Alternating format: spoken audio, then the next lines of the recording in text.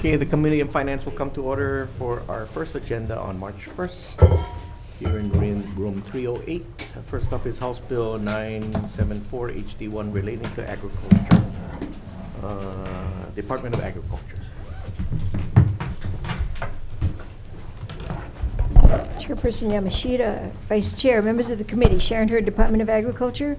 The department strongly supports this bill. This particular, giving us this position would open up a number of federal grants that right now the IIJA, the Infrastructure Improvement Jobs Act, that this position could target those funds and could make a big difference to our department. So thank you very much. Okay, thank you. Next is the Farm Bureau.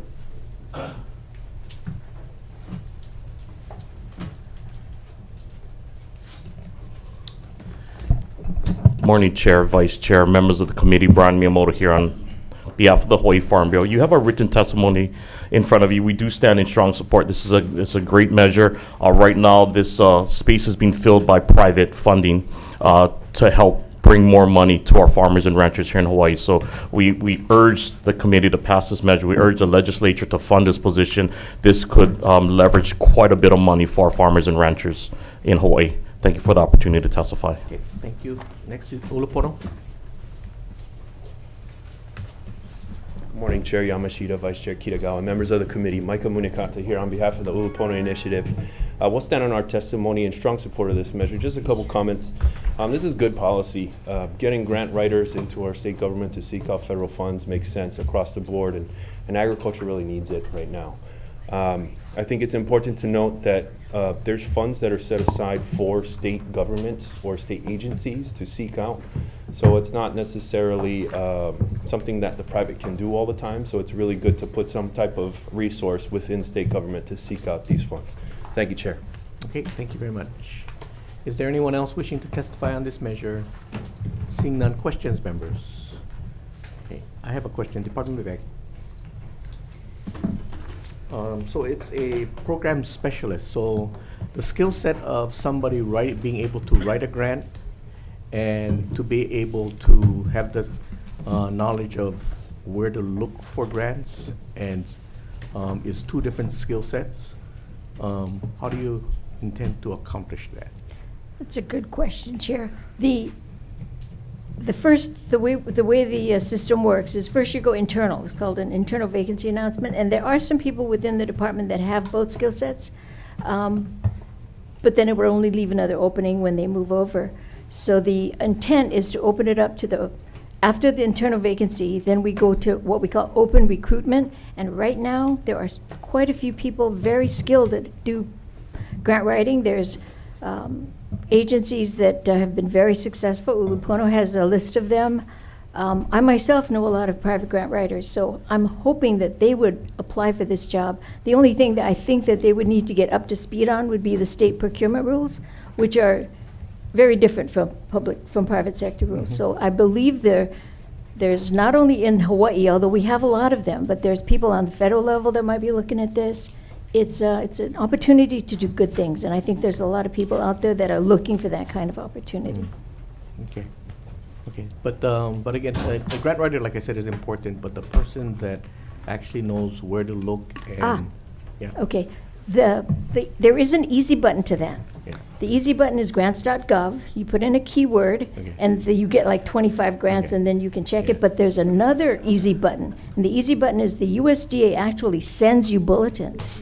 They send you numerous bulletins and say, this is here's the open recruitment. There's another agency called Western Sustainable Agriculture Research and Education, WSARE.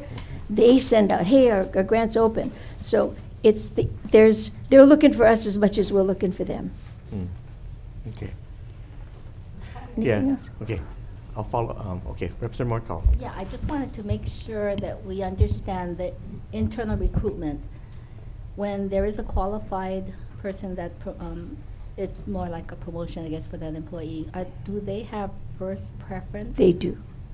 So it would be internal first, and if you don't have someone within the department, then you would go. Then we go to open recruitment. Right, thank you. Mhm. Okay. Thank you. Garrett. Thank you, Chair. Director? Oh, hello, Hi, good morning. Do Representative. you envision this position to be civil service or exempt? civil service. And what is the SR ranking you're looking at? Probably to attract somebody qualified, we'd probably go into the SR 20, that level, maybe even 22, if you really want to attract somebody that's been there and done that. Thank you. Thank you, Chair. Okay, thank you. Any further questions? Representative Kobayashi. I did grant Representative. writing for the state and for nonprofits at less than grade 22. Well, please apply for the position. Okay, thank you very much. Okay, if there's no further questions, we're going to move on to the next bill, House Bill 1350 HD1 relating to food safety. First up is Department of Education. Good morning, Chair, Vice Chair, and the members of the committee. Kurt Otuguro, Deputy Superintendent, testifying on behalf of Superintendent Hayashi. Department stands on its written testimony in support of 1350. We think that farm food safety and training and certification is essential for us to continue to grow our farm to school initiative and getting local buyers, local farmers to comply and be certified. So we appreciate your consideration on this bill. Thank you. Okay, thank you. Department of Ag.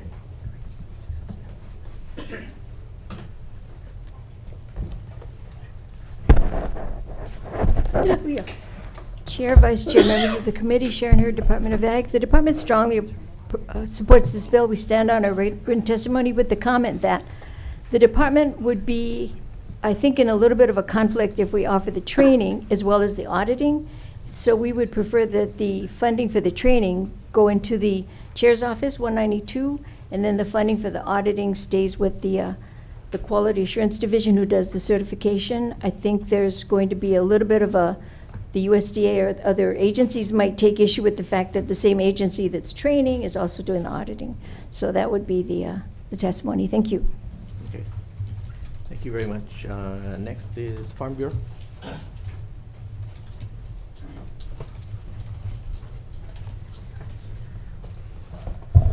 Thank you, Chair, Vice Chair, members of the committee. Brian Miyamoto here on behalf of the Hawaii Farm Bureau. We're in strong support of this measure. This is an important issue for farming, and in order to grow our industry, food safety is regulatory. It's not voluntary anymore. This bill primarily will help our small farmers. We had robust discussions talking about farm to school. I believe that farmers that want to participate in farm to school will probably have to have some type of food safety certification. Many markets right now are requiring some level of food safety certification. However, to comply or to meet the food safety regulations, it's difficult for the small farmers. So this program that's running right now, I think, is key to help our small farmers meet compliance so that they don't lose markets, but also gain entrance into other markets. The food hub concept that we keep talking about will help with that, but this group gap program is essential for our small farmers, essential for agriculture. Again, majority of farmers are small farmers. I think this will go a long way to support small farmers. And the comment previously, just for some background for the legislature, CTAR used to do the training. They used to do mock audits and support the farmers, basically give them the roadmap to prepare for the audits. That's maybe something that may be considered again. And again, Department of Ag would come in and do the audits, or a third party would come in and do the audits. So thank you for the opportunity to testify on an extremely important measure. Mahalo. Okay, thank you. Ulupono. Morning, Chair, Vice Chair, members of the committee. Micah Munikata here on behalf of the Uluponi Initiative. Just real quick, we stand on our testimony in strong support of this measure. Food safety remains one of the top issues referenced by farmers, probably top 5. And really what it does is help to open up markets, as said before. So I really appreciate you hearing this measure, Chair. Thank you. Okay, thank you very much. North Shore EVP. Chair Yamashita, Vice Chair Kitagawa, Kevin Kelly, I'm President of North Shore EVP.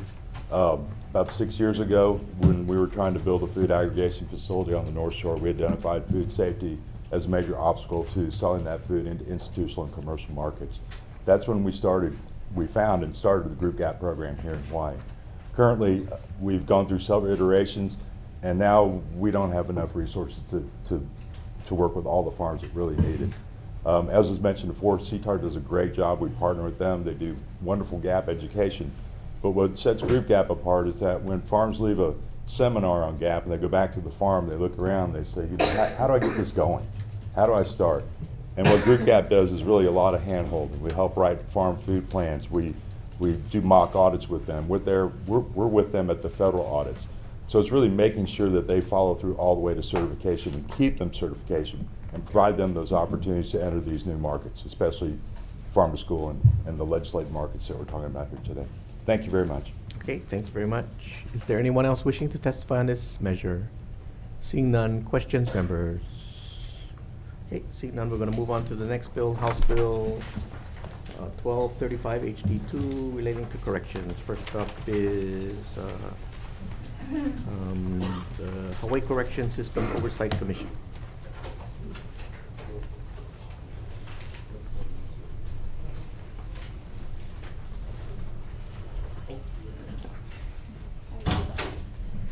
Hello, good morning, Chair, Vice Chair, members of the committee. My name is Kristen Johnson. I'm the Oversight Coordinator with the Hawaii Correctional System Oversight Commission. The Commission stands in strong support of this bill, and they stand by the written testimony. Thank you. Okay, thank you. UPW? Okay, thank you. Community Alliance on Prisons? Good morning, Chair, Vice Chair, members of the committee. Kat Brady testifying on behalf of Community Alliance on Prisons in strong support of this measure. And the only amendment we would like is to make sure that the cameras are always working, because we do have cameras, but most of them don't work. I just spoke with the director. They're doing this, so we're really pleased. Okay, thank you very much. Okay, Director Johnson. Thank you, Chair Yamashita, Vice Chair Kitagawa, members of the committee. I'm Tommy Johnson, the Director of Public Safety. I'll just summarize our testimony real quick. We already set aside $1.2 million in federal funding to hire a consultant through the purchasing and the RFP phase. That's what the $1.2 million will cover. We have additional federal funding we're willing to set aside for this project. We should receive the consultant's report. He started with WCCC. He's finished all the facilities. We should have his report in about 2 weeks or so. And then we'll use that report to inform us on how to proceed with the RFP. We would ask for the flexibility on placement of the cameras, because some of the control booths are actually workstations that are not enclosed, and so the cameras then would be placed directly above. For the workstations that are enclosed, the camera should be on the door to see who goes in and comes out, because inmates are never allowed in any of the control station in any facility. And then the last thing is we would just request that the language requiring correctional officers to wear functioning body cameras be removed, just as in Senate Bill 1470 SU1, because that requires union consultations and negotiations. Okay, thank you very much. Thank you. Okay, is there anyone else wishing to testify on this measure? Okay, seeing none, questions, members? Representative Ward. Tommy? Why wasn't this done before? I have no idea. I was not the director then. Oh, so, yeah. I mean, not blaming you, but in terms of the history of your organization, it seems this is a no-brainer. The police got it 2 or 3 years ago, and I would think, given what's now the cost of these lawsuits, we should have kind of caught on to that. Well, we should have done I agree we should have upgraded the cameras some time ago. The problem with the camera systems of this, I guess, is the procurement system as a whole. When we go off of procurement, we have to choose the lowest bidder. When you get the lowest bidder, you don't necessarily get the best vendor. And when you go out to upgrade the system, you get the lowest vendor. So I'll give you an example. At WCCC, there's 3 different camera systems running. So that makes no sense. So the consultant will pull all that together for us, let us know which cameras are working or not working. We're going to go to switch from analog to digital, because we need digital, and we'll store the data. But with the body cameras, so we're clear, it's not the cost of the body cameras that costs money. It is the cost to store the data from the body camera footage. And since that's a negotiable item, we request that be taken out, and then we can negotiate, the state can negotiate with UPW if we wish to proceed down that road. And this bill will give you a clear path forward. This bill will give me a clear path, yes, to do it. And we have set aside federal money to do it as well. Okay, thank you. Thank you. Okay, thank you very much. Any further questions? Okay, we're moving on to House Bill 1194 HD1 relating to economic development districts planning organizations. First up is Office of Planning and Sustainable Development, sorry. Good morning, Chair, Vice Chair, members of the committee. Lauren Primiano on behalf of the Office of Planning and Sustainable Development. Director Scott Glenn sends his apologies for not being able to be here in person, but we do stand on our written testimony in strong support of this measure. It'll increase opportunities for increased federal funding for the purposes of economic development through the Economic Development Administration. So thank you for hearing this important measure. Okay, thank you. Is there anyone else wishing to testify on this measure?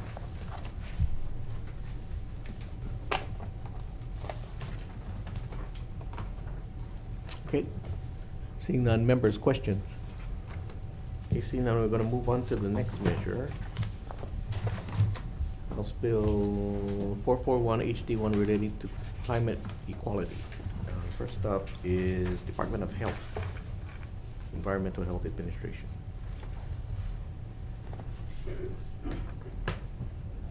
Not here. University of Hawaii. I'm on the top. Oh, sorry. Okay, I'm sorry. Okay, first up is Blue Planet Foundation. Thank you. Good morning, Chair Yamashita, Vice Chair Kitagawa, members of the committee. My name is Jody Robinson, and I'm with the Blue Planet Foundation.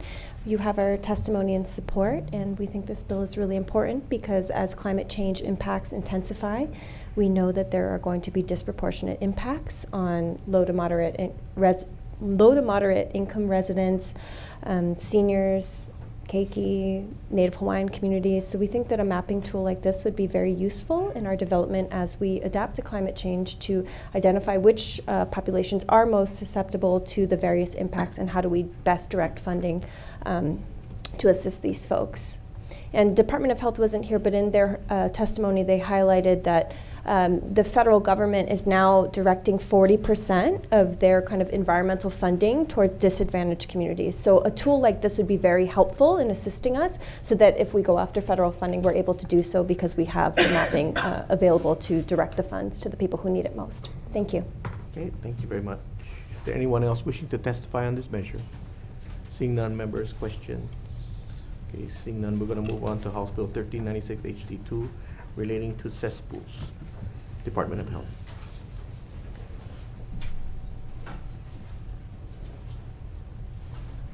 Good morning, Chair. Good morning, Vice Chair. Good morning, committee members. Sina Pruder with the Department of Health. We strongly support this measure. We stand by our written testimony. Thank you. Okay, thank you. University of Hawaii. Okay, Department of Taxation. Oh, sorry, this is UH. Okay. UH, you can I'm on Zoom. You can go ahead, proceed. The UH Sea Grant College Program and Water Resources Research Center strongly support and stand on our testimony. We're available for questions if you have any. Thanks. Okay, can you just state your name for the record, please? I'm Melanie Lander with the UH Sea Grant College Program. Okay, thank you. Okay, Department of Taxation. Thank you, Chair. Good morning, Chair, Vice Chair, and members of the committee. Kristen Sakamoto for the Department of Taxation, and we stand on our written testimony providing comments. Thank you. Okay, thank you very much. Is there... Okay, next up is Hawaii Realtors. Yeah, please. Good morning, Chair, Vice Chair, and members of the committee. My name is Lindsay Garcia from the Hawaii Association of Realtors. We are in strong support of this bill. We appreciate and support all of the amendments that were made in the previous committee, and we do support all parts of this bill. We do, however, respectfully request that for the seller's disclosure portion of the bill only, an effective date of November 1st, we do create standard forms for the entire industry, and November is the next expected update for all standard forms after session ends. Thank you. Okay, thank you. Next is Hawaii Reef and Ocean Coalition. Good morning, Chair Yamashita, Vice Chair Kitagawa, members of the committee. Ted Boland for the Hawaii Reef and Ocean Coalition in strong support of this bill. I served as a Deputy Attorney General for 15 years representing the Department of Health on wastewater matters and was on the cesspool conversion working group that recently issued a report on this matter. So when people think of me, they often think of cesspools. Not always a good thing. Anyway, this is a great bill. It provides a pilot program for counties to look into which areas can be expanded sewers. And one way to eliminate cesspools is to grab the cesspools that are near to the sewers and bring them onto the system. That's not always economic, so we have to look at where it makes sense, and this is why we have a pilot and why each county, all of which have problems with cesspools, can work on it.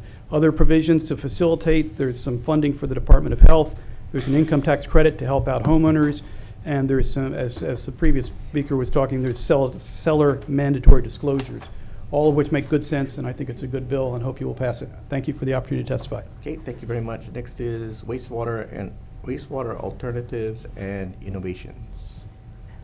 Good morning, Chair, Vice Chair, and members of the committee.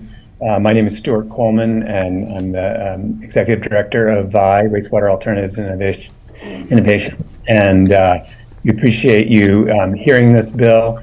As a fellow member of the cesspool conversion working group with Ted and Sina and many others, this bill contains some of our top priorities.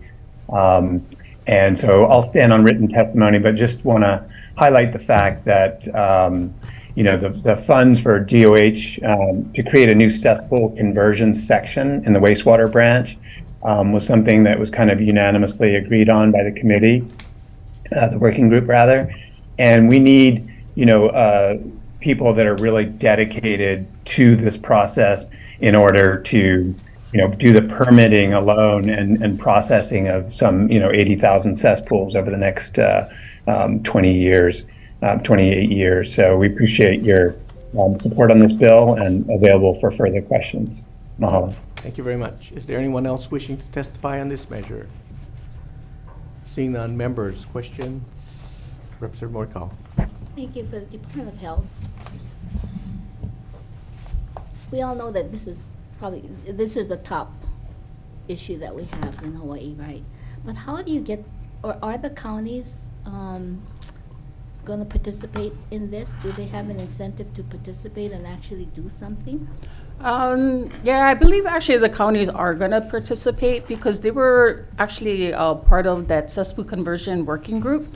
So, and they did participate in our meetings, and they actually understand the, I guess, the importance of trying to do planning. And so like with this bill, it's good because, because they actually have competing priorities.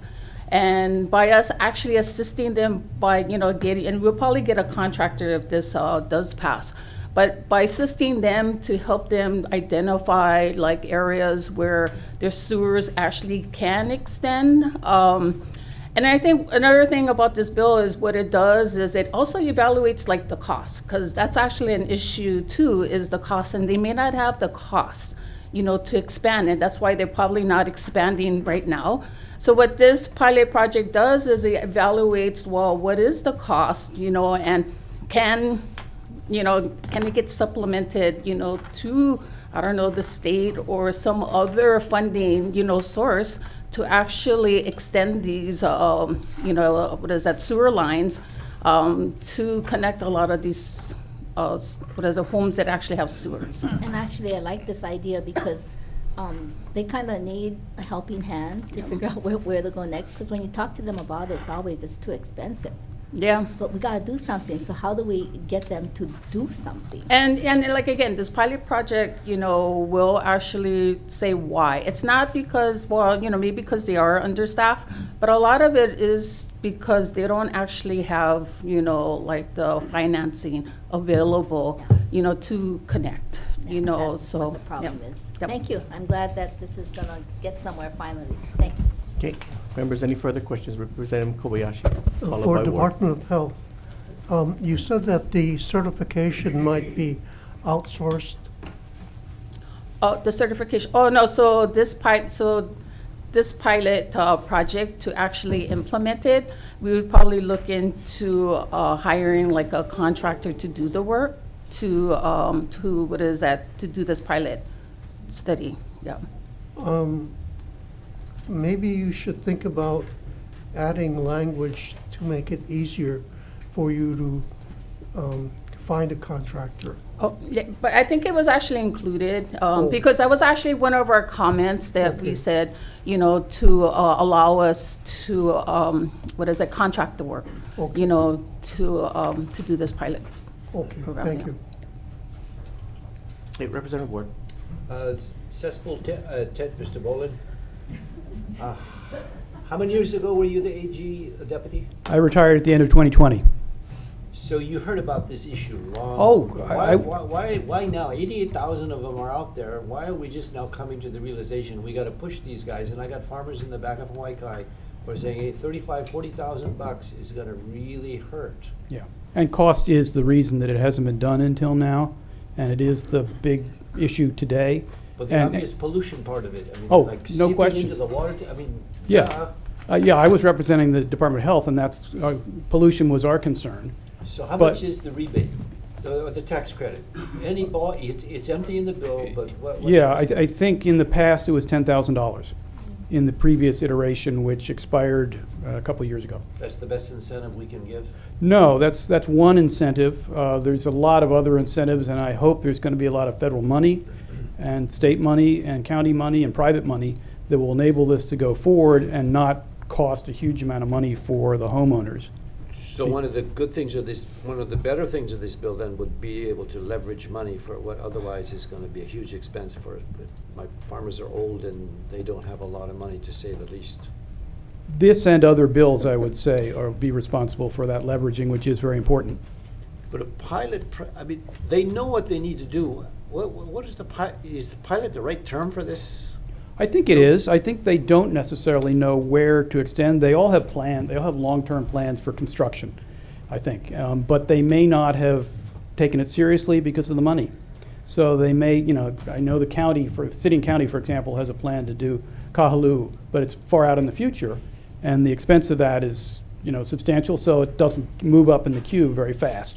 And I think what we need here is a pilot. So this requires each county to really think about and propose to the department and work with the department on which areas they think need to be upgraded, what the costs are, what's feasible. And by when will we have plugged or transferred these 88,000? When will we hear good news that, hey, we've cleared the water table and all these other? Yeah. By law, they're required to be upgraded by 2050. That's EPA national, though. No, that's Hawaii State Legislature and Governor. Oh, at max is then, that's exactly. Yeah, that was EPA. passed in 2015, I think, said that we have to upgrade them by 2050. This report brings that forward after doing a lot of study and says some of them are more important than others. And not all the 88,000 are as important as ones. So it sets up priorities, and there are 13,000 that need to be upgraded first, and there's a bill that would provide that by 2030, and another 12,000 that will be upgraded by 2035. So that's about 28% of the total, or no, excuse me, 32% of the total that will be upgraded sooner, and the rest would stay at 2050. Ted, I can see why they gave you the name of Ted Sexpool. You know your stuff. Thank you very much. Thank you, Representative. Thank you, Chair. Thank you, Representative Kila. Sorry, I have a question for Department of Health.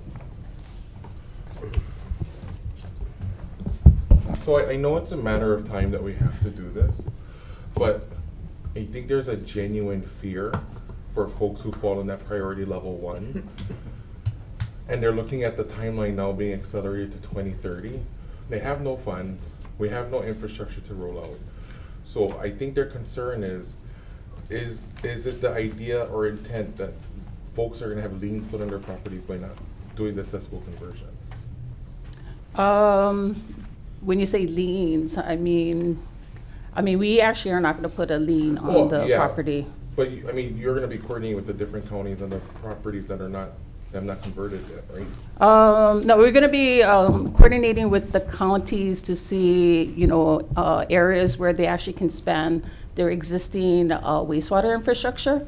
So our intention is not to like try to enforce if the priority 1, is required to, if they're required to upgrade by 2030.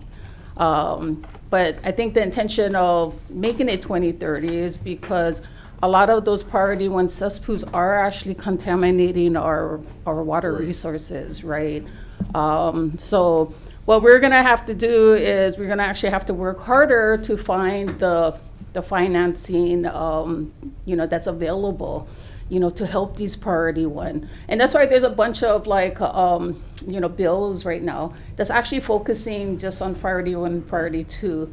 And then we're going to be implementing a grant program, and we're going to open up applications starting March 15th again for priority one, priority two cesspool owners that actually meet a certain AMI requirement. Mm-hmm. Yeah. Because I think not pertinent to this bill, but HB 181, where it lays out the law of the land of the priority levels, is it in the intent of DOH to act on this subsection where it's saying the Director of Health may grant exemptions from the requirements of the subsections to property owners of cesspools that want to apply for the exemption and present documentation in the case of their small lot size, steep topography, poor soils, or accessibility issues? It is in the, it would be in the law, but we would actually evaluate, because it's actually based on site specific. But but you asked me, I've actually worked there for like 29 years. Mm-hmm. We actually haven't really grant like a exemption, for like on-site systems, only because there is a way, for them to actually install a system on the property. And a lot of it is they would have to come in with a variance for setbacks. So we actually would work with the homeowner's engineer, to try to see how, if, they have to upgrade, how they can actually fit, a system on the property, to actually replace the cesspool. Are there any congressional acts or funding that we could tap into as a state to help subsidize or accelerate more avenues of funding? The federal government, because in my program, we actually, administer the Clean Water State Revolving Loan Fund. Mm-hmm. And so right now we're trying to do pass-throughs to the counties. So we're actually establishing programs. So we're working with Kauai and then Maui and then soon the Big Island, where we actually can pass through federal funds to them, and then they actually can also provide grant funding, because it's going to be in the form of a grant, 0% forgiveness loan. So we're trying to do that. But everyone has to understand though, because like in our cesspool conversion working group report, when they did a financial analysis on affordability, there was like at least a $2 billion need. And but then in doing it, there was still like the shortfall of say $1 billion of a shortfall of like where we're gonna find the $1 billion to assist homeowners, yeah. So there's not enough federal funds through $1 billion, worth. So there's gonna have to be other kind of financing, that needs to be available. And, in other states, a lot of other states actually have poured in millions of dollars to help homeowners. So, because a lot of them, again, can't afford these upgrades. Well, I'm so sorry, Chair Yamashita. Will the expectation be the same thing for lessees on DHHL homelands, knowing that they technically live on the property, they don't own the property? So then whose entirety, because is cesspool upgrades considered infrastructure? So cesspool, it is actually considered infrastructure that's regulated by the state. Mm-hmm. So, and again, yeah, that's actually, at that point, I'm not, because when it comes to like, if there's ever enforcement, we usually would, enforce against the lessee as well as DHHL, the landowner. So, but then again, we would probably be working, and DHHL is actually working, with their lessees to try to address this. So, if it came down to that, we would actually work with DHHL, to assist their lessee for compliance. Mm-hmm. Yeah. Because that only struggle rate, I understand, I know what caused the cesspools due to environment. But then the 2030 timeline has, I think, scared many folks, because in 7 years, and we don't have the plan laid out on how we're going to do it. So I think that's just my only concern, but I thank you for answering every single question, so, thank you, Okay. Chair. Okay, thank you very much. Are there any further questions?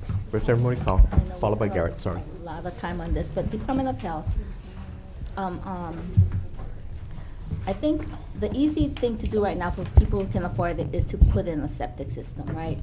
But even the septic systems, when you have to drain them, you have to dump that somewhere in a treatment plant. So I guess the biggest investment right now would be for the counties to get into their sewage treatment plant upgrades or construction of more sewage treatment plants before they can expand their lines, right?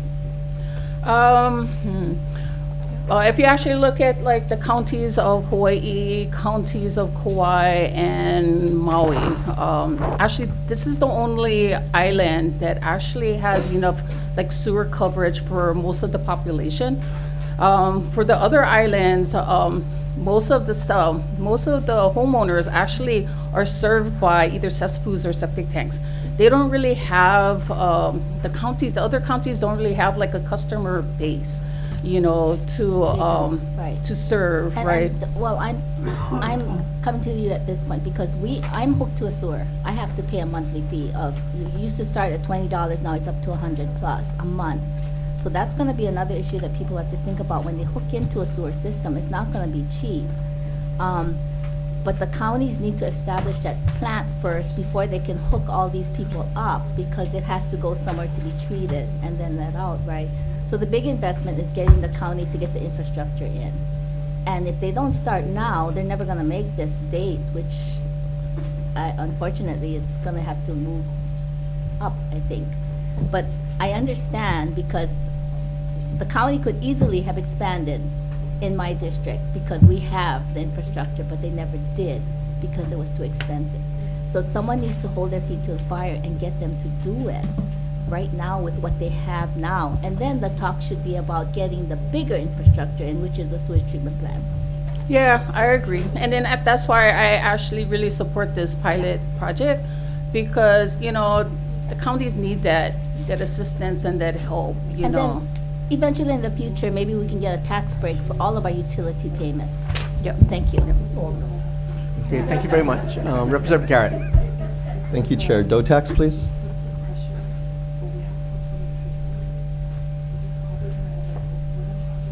Hi, good morning. Good morning. It was mentioned by another testifier that there used to be this tax credit that previously expired. Yes. Do you know what the uptake was on that tax credit? Let's see. So the previous tax credit expired in December 31, 2020. That similarly had a 10,000 cap and a 5 million aggregate cap. I do have some figures on that. I don't believe the aggregate cap was met. Okay. So in 2020, the amounts claimed totaled $519,000. Oh, that's it. That's it. Okay. Thanks for the response and thanks for coming prepared with that Thank you. information. Thank you very much. Thank you, Chair. Okay, thank you very much. Any further questions? Okay, Department of Health. I have one more question. Okay, so my issue with this has always been that at the end of the day, wastewater is the county's responsibility. And it is the state in this situation that is trying to resolve their issue. My understanding is that when Congress gave the municipalities this authority, it was never meant for the individual to pay. It was always meant to, at some point, be encumbered into a wastewater system. Cesspools are supposed to be an interim type of system until you have critical mass, right? Until you have some kind of scale. Yet, the counties have just kept authorizing cesspools, and then it has become, to some degree, critical mass without planning a system in place. I don't think it's the Department of Health's responsibility to work a program to help them. I think your job is just to regulate and to come up with what it's supposed to be. I think we are, the only reason why the City and County of Honolulu has a 20-year plan of how they're going to roll out wastewater, including a financing plan, is because the feds came after them. If we keep bailing the counties out or trying to resolve it for them, I believe that they will not take on this responsibility. And at some point, they have to.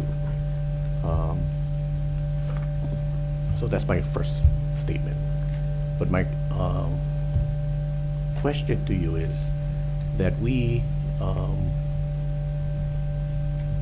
do you think it's your responsibility to be administering a program to help them? And don't you think your primary responsibility is just to make sure that it's done and hold the county's feet to the fire? Well, to actually answer your first part, you know, that because the program is actually supposed to be like for cesspools, septic tanks. It's actually, if you look in our regs, it's supposed to be a temporary. It's temporary. It's not supposed to be permanent, right? But you know, the issue, because I worked there for a while, that kind of like, I guess, gets me is, well, and then, you know, it was actually transferred to the state. So saying, okay, well, you know, state, you're responsible for on-site systems, not the county, okay? But the thing is that, you know, who does like all these land use? Who does all these like subdivision approvals for, you know, for expanding without the proper infrastructure? But then what they do is they dump it on the Department of Health to do that, you know, and then, you know, and that's why like now we're stuck actually with over 120 or even 130,000 systems that we have to like regulate, you know, but it is actually critical infrastructure, you know, that probably should have been part of the like the subdivision, you know, or like development of an area where, okay, if you're going to even allow the development, the county, you actually should provide the proper infrastructure for both wastewater and water. Because like I'm actually seeing like in the Big Island, you know, like in areas like Puna, KL, you know, it's this kind of disturbing for me because there is no water infrastructure over there, you know, so you see people with rain catchment tanks, and then you also see them with their individual like water wells.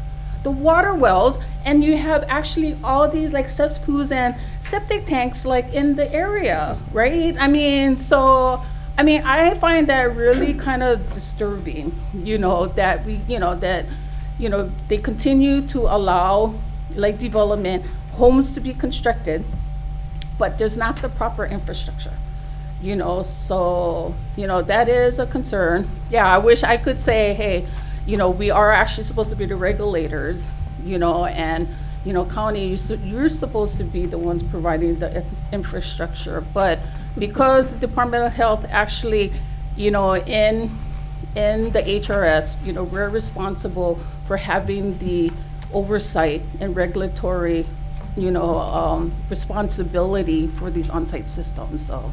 Yeah, but to your point, I think, you know, it's supposed to be a temporary or interim Yes, type of exactly, system, right? yeah. Even if we convert to a septic tank, it still will be interim to some degree, right? And so I think we have to figure out how to get, you know, the counties to do their job. I think the problem has always been that if the state does it, and we make them do something, then the Constitution says, you know, unfunded mandate, and then we have to fund it, and then, but when I looked at what the city and county and why they started coming up with a plan, it was because the feds made them do it. And the feds don't have that requirement. When they make them do stuff, they don't have to give money, right? They just make them do it, and they gotta do it. So to some degree, I think the state needs to have a conversation with EPA to tell them that they need to get our counties to do what they're supposed to do, because they need to hold their feet to the fires, because if we do it, then we have to fund. If they do it, then they just have to do it. So yeah, I'll check with EPA, because I have EPA contacts. Okay. To ask that Thank you. question. I appreciate that. Okay, Okay. members, any further questions? Okay, thank you very much. Okay, members, we're going to move on to the next bill. House Bill 933 HD1 related to telecommunication access for individuals for print disabilities. First up is DCCA.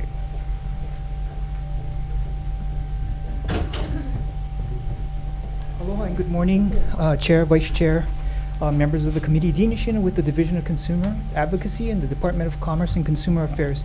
You have our written testimony, and I stand on offering the comments, but if I could add, in the continued research that we're trying to do, again, I can't find any public utility or service commission or utility company that is required to fund a print disability program.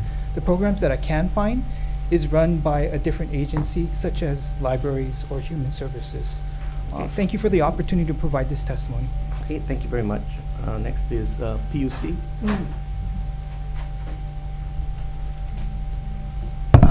Aloha, good morning, Chair Yamashita, Vice Chair Kitagawa, and members of the House Committee on Finance. My name is Andrew Okabe. I'm here on behalf of Chair Leo Sanchian of the Public Utility Commission. I stand on the Commission's written testimony offering comment on HB 933 HD1. I'm available for any questions the committee may have for me. Thank you. Okay, thank you very much. Hawaiian Telcom. Aloha, Chair, Vice Chairs, and members of the Finance Committee. My name is Janine Suki. I'm here for Hawaiian Telcom. We stand on our written comments regarding this bill. While we support the intent of it, we are not aware of any states that provide this level of service through their state USF program, and that if the committee chooses to support this legislation, we request that an alternative source of funds be allocated for the purposes of it. Thank you. Okay, thank you. National Federation of the Blind of Hawaii.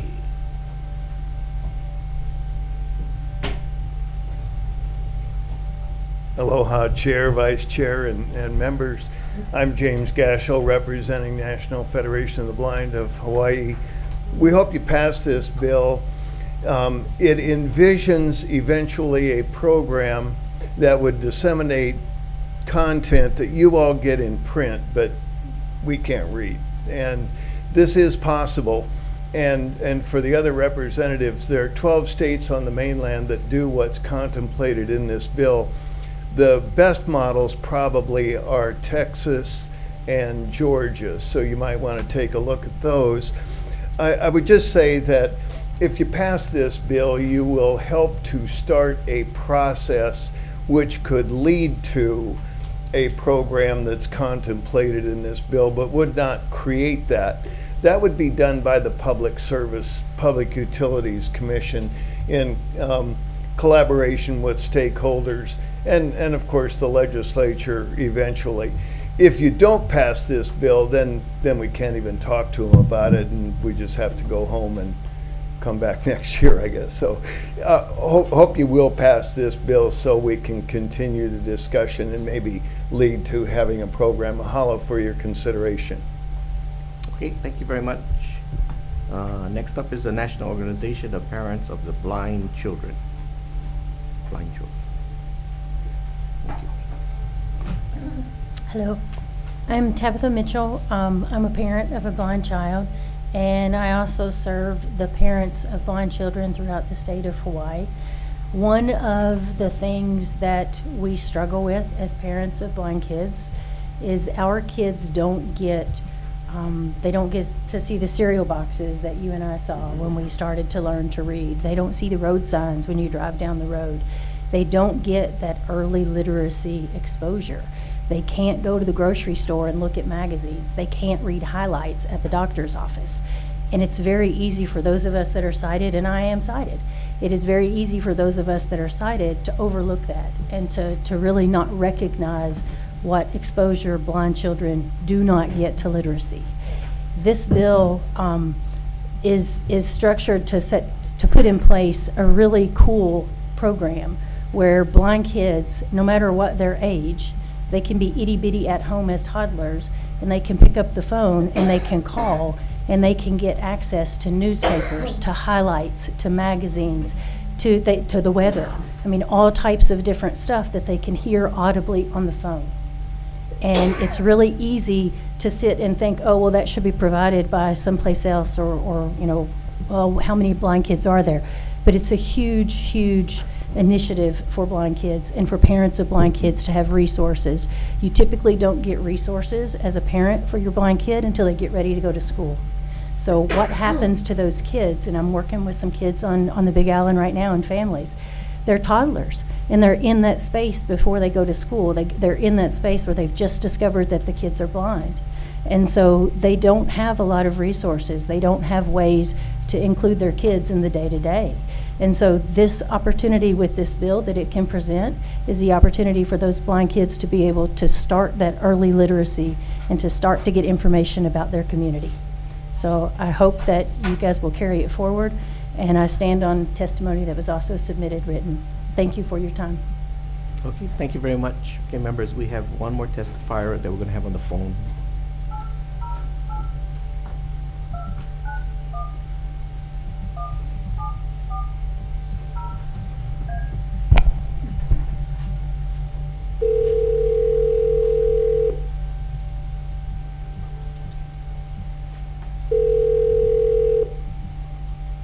Hello? Yeah, Mr. Sakamoto, this is the Finance Committee on House Bill 933 HD1. Hello? Yeah. Mr. Sakamoto, can you hear me? Hello?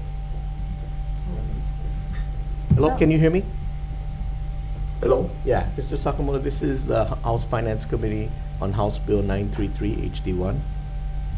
Yes, thank you, Chair, Vice Chair, and members of the committee. My name is Donald Sakamoto, a member of National Federation of Blind of Hawaii, in full support of this bill. It's very important to have the public utilities to have some money allocated for people with print disabilities, such as myself who is blind, or vision impaired, for other people to access information for news, such as disasters, newspapers. You said that we have an excellent news line for the National Federation of Blind with the State Department of Human Services. And it really is of vital importance to have this communication for us people who are blind, vision impaired, and other people. Now is the time to prepare to have this service with the Public Utilities Commission. Famous quote, by failing to prepare, you're preparing to fail by venturing backwards. So I urge you folks to strongly support this bill to proceed on. Thank you. Okay, thank you very much. Okay, is there anyone else wishing to testify on this measure? Okay, seeing none, questions, members. Representative Kobayashi. For James Daschle, you mentioned that there are 12 other states that might be used as a model. How do these states get their funding?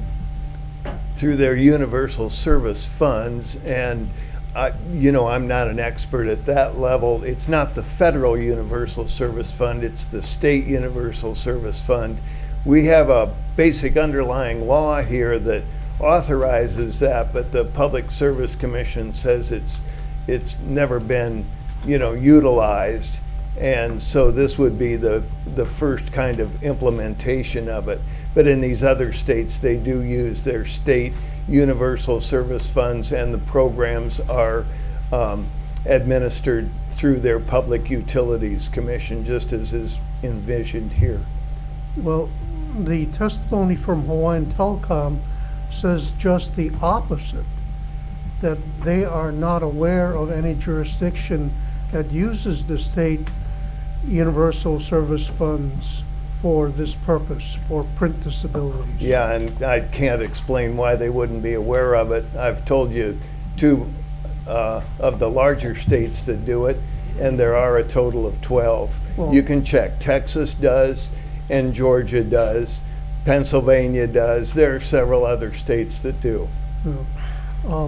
Second question is, you have, the bill has a large number of items that would be included in this service.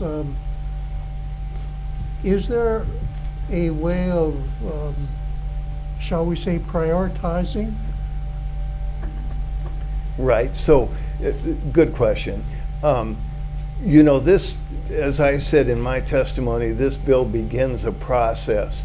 I think the scope of the program would be developed through a proceeding at the Public Utilities Commission. So some but not all of the things that are listed in that bill might be included in the actual implementation of the program. I mean, you know, the better guidance provided, the better and easier it is to implement.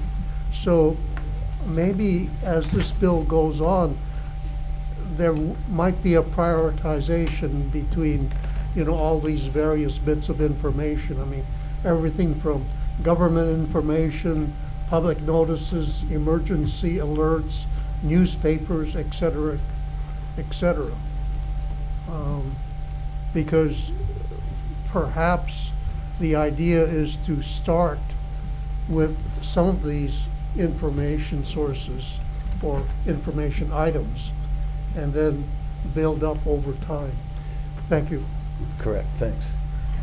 Okay, thank you very much. Representative Ward. May I follow that up, please, Mr. Gasho? First, Chair, I want to thank you for that innovative conference call. The first time I've ever seen any committee ever have somebody on the phone. I thought that was creative. And it's not a Zoom. It was just a phone call. So thank you for that. That was very creative. Mr. Gasho, this is about the PUC.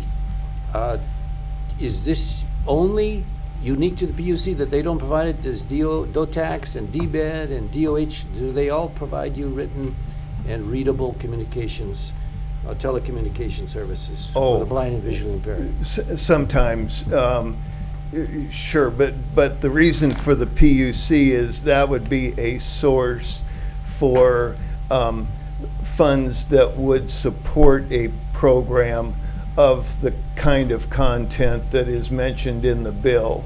And it's not that the PUC needs to create content. Okay, I thought that would be rather boring content if they. Yeah. So this is a way of leveraging it's funds. not PUC content. Okay, to leverage funds from the PUC given this Correct. universal thing. Okay, Correct. got it. Thank you very much. Yes, for that. sir. Okay, thank you very much. Wow. Any further questions? Okay, moving on to the next bill, House Bill 384 HD1 relating to parentage. First up is Judiciary. Good morning, Chair Yamashita, Vice Chair Kitagawa, members of the committee. My name is Jessie Hall. I'm family court judge representing the judiciary today with this bill. We stand on our written testimony as submitted, but I do want to point out I was able to read some of the testimony that was provided. Some of it does reference surrogacy and assisted reproduction, which is not included in this bill. So I just wanted to make sure everybody was aware of that. Thank you very much. I'm available for questions. Okay, thank you. Hawaii Women Lawyers. Okay, not present. Is there anyone else wishing to testify on this measure? Okay, seeing none, members, questions. Representative Ward. The judge, please. You said no surrogacy, but would this include, is in vitro included in this also? It is not. So that There would, is no assisted reproduction. So the 2017 Uniform Parentage Act that was created does include that. Those the assisted reproduction and surrogacy sections were removed from this particular bill because I do understand that there are still issues we need to work out for those sections to be included. so in vitro shouldn't be in the bill then? It Or is you- not, no. It shouldn't be, or it's not, but it should be or shouldn't be? I'm not clear. I'd like to hope in the future we will be able to include that because we do not have any current laws that regulate assisted reproduction or surrogacy. But today we're not in a position to be able to present that. So the bill is okay as it is? Yes, sir. Okay, thank you very much. Thank you. Okay, thank you very much. Yes. Okay, we missed you. Yeah, please, yeah. Okay. Thank you. I'm sorry we missed you. Okay. Did I miss anybody else?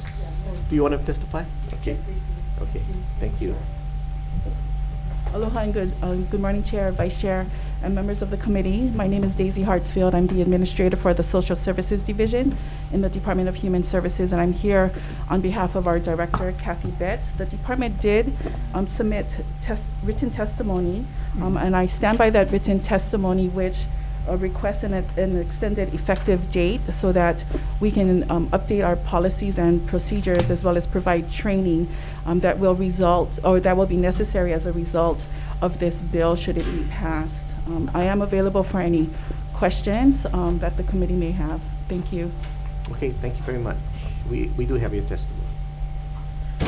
Okay, now any further questions after that testimony?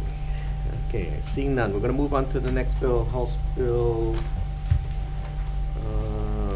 415 HD2, making an appropriation to implement the recommendations of the Task Force on Mobility Management established pursuant to Act 214, Session Laws, Hawaii 2 up to 2013. Okay, first up is Department of Transportation. Okay. On Zoom? They're not on Zoom, okay. Next is State Council on Developmental Disabilities. We stand on written testimony support. Okay, thank you very much. Next is National Federation of the Blind of Hawaii. James Gashel here will stand on our written testimony and support. Okay. We have Tabitha Mitchell. Yeah. I stand on the written testimony. Okay, thank you. And then we have a phone call again.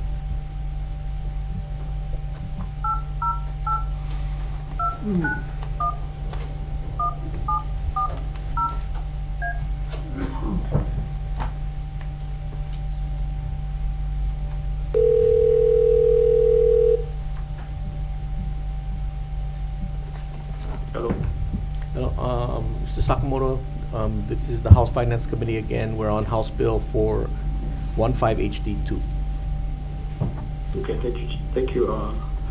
Good morning, Chair, Vice Chair, members of the Finance Committee. Again, Donald Sakamoto, National Federation of the Blind, full support of HB 415 HD1 to have this important bill to be passed. I just want to let you give a issue of myself. I'm a public transportation person, right? With paratransit, handicap here in Honolulu. I advocate for public transportation. In the past, had meetings at the Capitol for transportation here on Oahu, and I always ended my meetings for the citizens for a fair 80 ride with a statement saying that we need better transportation on Neighbor Islands. In 2014, I participated with the Executive Office of Age in Honolulu with other partners from the counties, as well as stakeholders and others for the mobility management report that was done in 2014, and then there was a bill introduced in 2015 but did not pass for this important mobility management. So I contacted Senator Lorena Hannoi's office, and she introduced the SB 101 on her side, but also she contacted Transportation Chair Transportation Chair on the House side, Todd, and this bill was crafted into the legislature. So I fully support this bill, and I urge you to have management coordinators on each of the islands as well as statewide to have these persons in place to ensure that our counties are in check to have better transportation for persons who are disabled and elderly. We desperately need it for our other islands, especially the Big Island, where a lot of our colleagues who are blind or disabled who need this transportation, because in the rural areas they don't have it. So please, I urge you to support this bill and pass it on. Thank you. Okay, thank you very much. Is there anyone else wishing to testify on this measure? Seeing none, members, questions? Excuse me, Yes. I have a testimony. Okay. Can I go ahead, Yeah, Chair, yeah, Vice please. Chair, Go Chair? ahead. My name is Kylie Swan. Sorry for submitting late testimonies. You like my background? Very nice. Proceed. Thank you. Thank you. I catch the bus every day, and mobility is very important for me. I strongly support HB 415. Please pass this bill. Thank you very much. And Representative and Vice Chair, if you have any questions, please let me know. Don't be shy. Just speak up. Okay, thank you very much. Okay, members, we're going to move on to questions. Any questions, members? Okay, Representative Kobayashi. Kylie, are you in Japan? I mean, that was my screensaver. It was from if someone falls onto a track, you hit the button and it stops the train. Thank They don't have that in Hawaii. It would be nice to have it on the rail in case someone jump onto a track. There's a lot of fatalities in Japan. That's a safety issue, safety procedures they have. Thank you. Okay, thank you very much. Are there any further questions pertaining to the bill? Okay, okay, members, we're going to recess for decision making. We're going to decision make in a few minutes. We're going to wait for one person. Recess.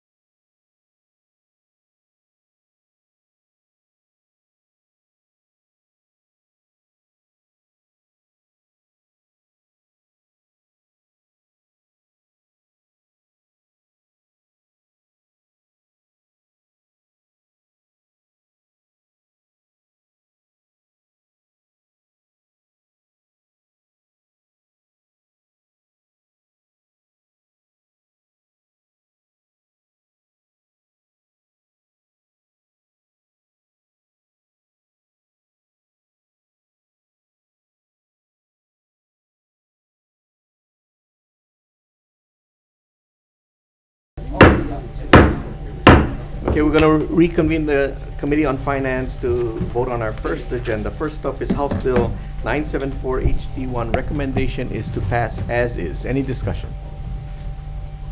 Vice Chair. Recommendation of the chair is to pass HB 974 HD1 as is. Chair and Vice Chair vote aye. Representative Ayu. Aye. Representative Chun. Aye. Representative Cochran. Aye. Representative Garrett. Aye. Representative Kahaloa. Aye. Representative Kila. Aye. Representative Kobayashi. Aye. Representative Lamosao. Aye. Representative Morikawa. Aye. Representative Nishimoto is excused. Representative Poi Poi. Aye. Representative Takenouchi. Aye.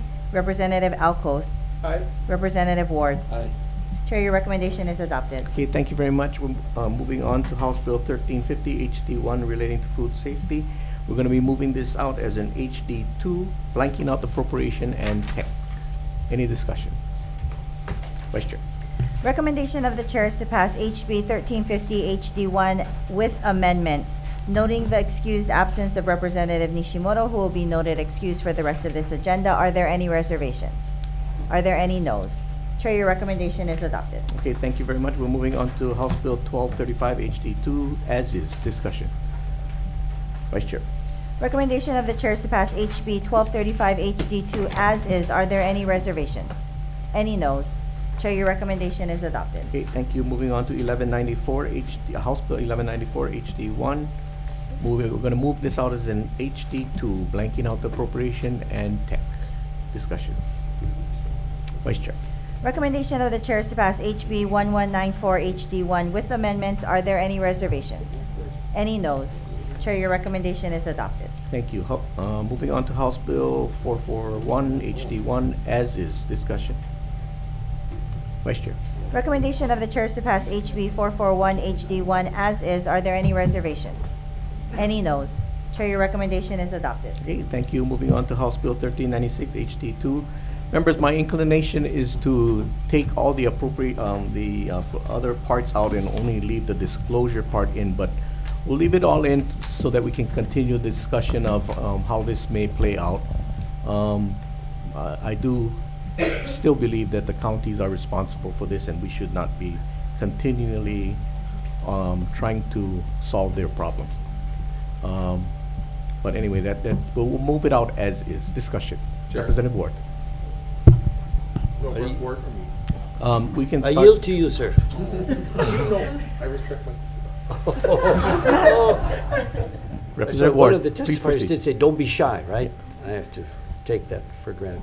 I totally agree with you regarding the county's responsibility, but from the individual's point of view, I would say let's keep in the tax credit, because 10,000 is not gonna get $40,000-$50,000 septic tank if that's what they have to go to, or the hookup. It's gonna be a real burden on a lot of constituents. So I hope that tax credit stays in and it grows to be more an Again, incentive. Representative Ward, I think my concern is that even converting from a cesspool to a septic tank is still a temporary solution. It is not it will not solve the problem.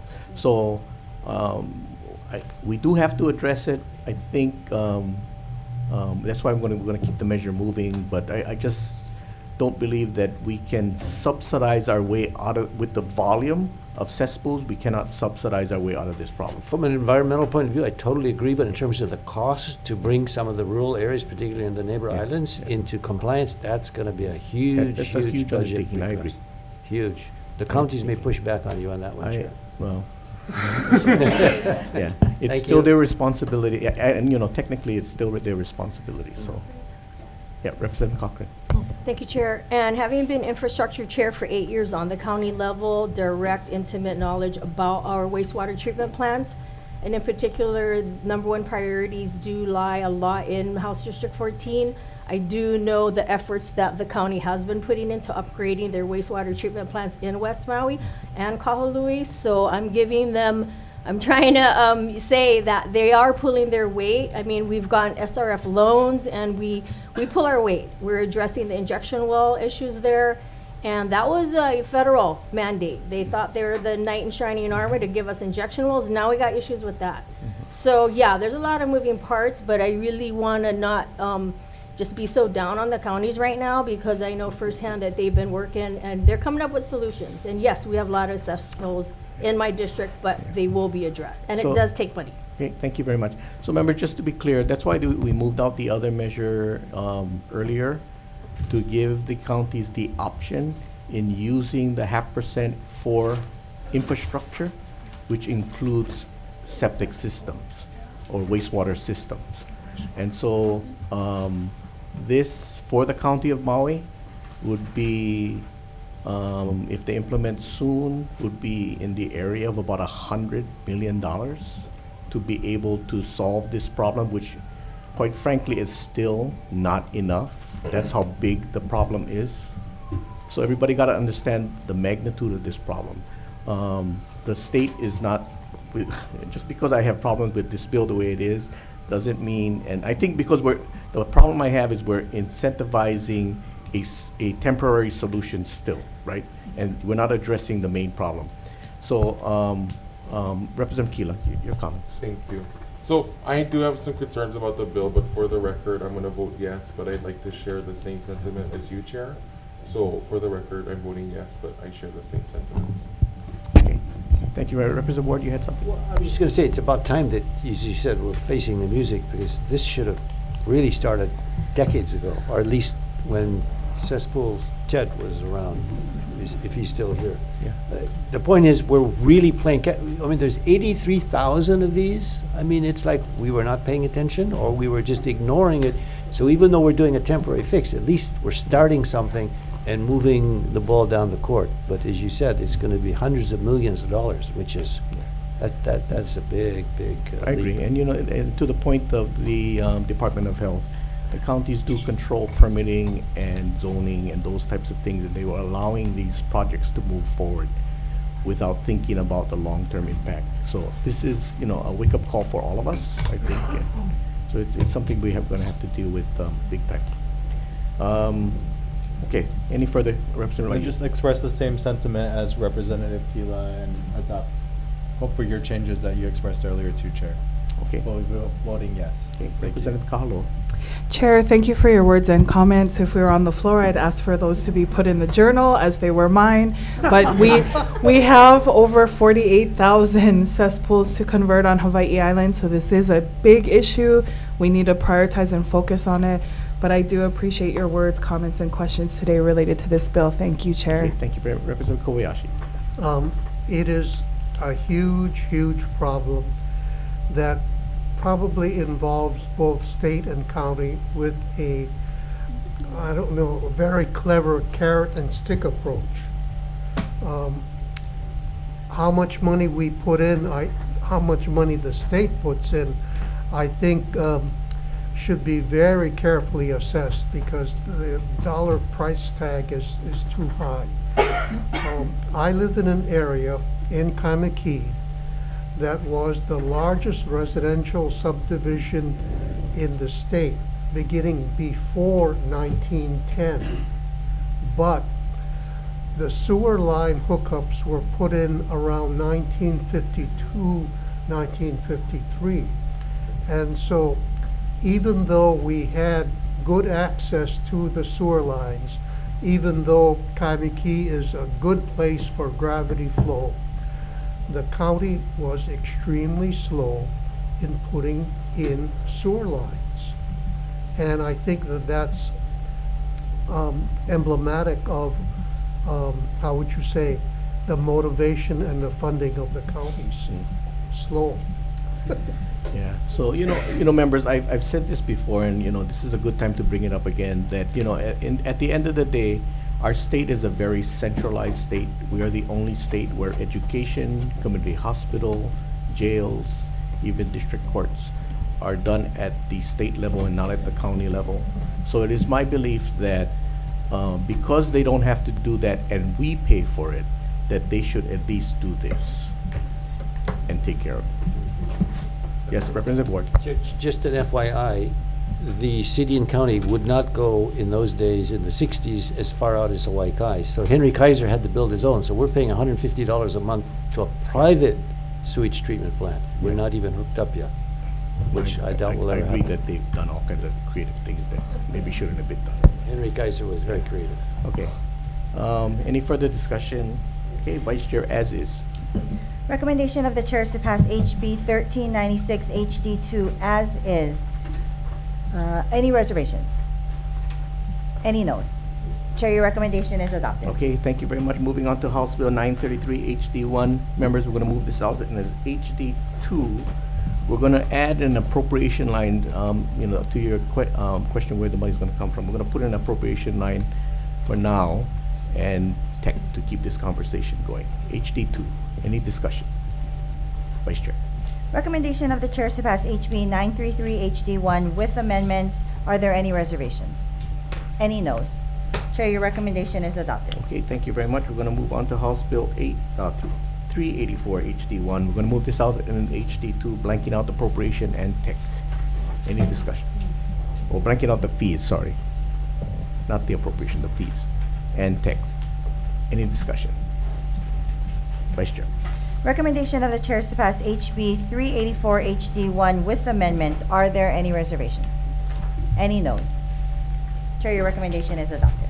Okay, thank you very much. We're moving on to the final bill, House Bill 415 HD2, as is. Discussion. Chair. Yes, Representative Kilo. I support the measure, but I think Hawaiian Telecom brought up some good things of concern. So there has to be a collaborative effort to look for something, because if Hawaiian Telecom would be the one to assess a fee, I don't know if it's sustainable, knowing that Hawaiian Telecom has a dwindling usage of folks using the services, especially on landline. So I'm going to vote yes, but I think we need to explore more finding a sustainable appropriation, whether it's coming Yeah, from us or I think that was the previous bill. Wait, are we not in Yeah. 415? Yeah, we're 415. I think your comments are on this. 9-3. I No, think I it's think- on, yeah. I'm not Is sure. this not the one? 993. Yeah. Yeah, this is the one, right? It might be for 933. Yeah, that is. Did I want to talk about this one in this one? Okay, call Mike if I'm out of order. Thank you very much. Any further questions? Okay, Vice Chair, for the vote. Recommendation of the chair is to pass HB 415 HD2 as is. Are there any reservations? Any noes? Chair, your recommendation is adopted. Okay, thank you very much, members. We're gonna adjourn this hearing, but if you all could stay, and we're gonna clear the room, so we're adjourned.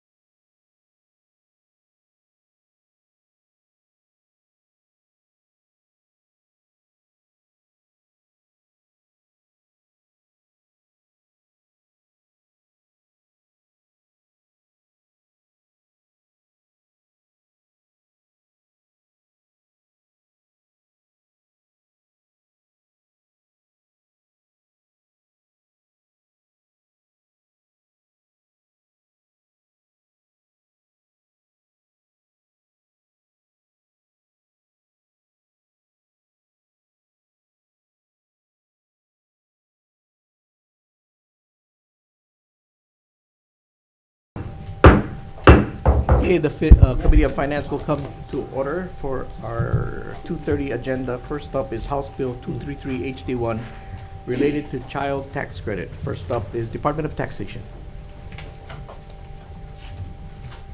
Good afternoon, Chair, Vice Chair, and members of the committee. Kristen Sakamoto for Joe Tax. We stand on our written testimony providing comments available for questions. Thank you. Thank you.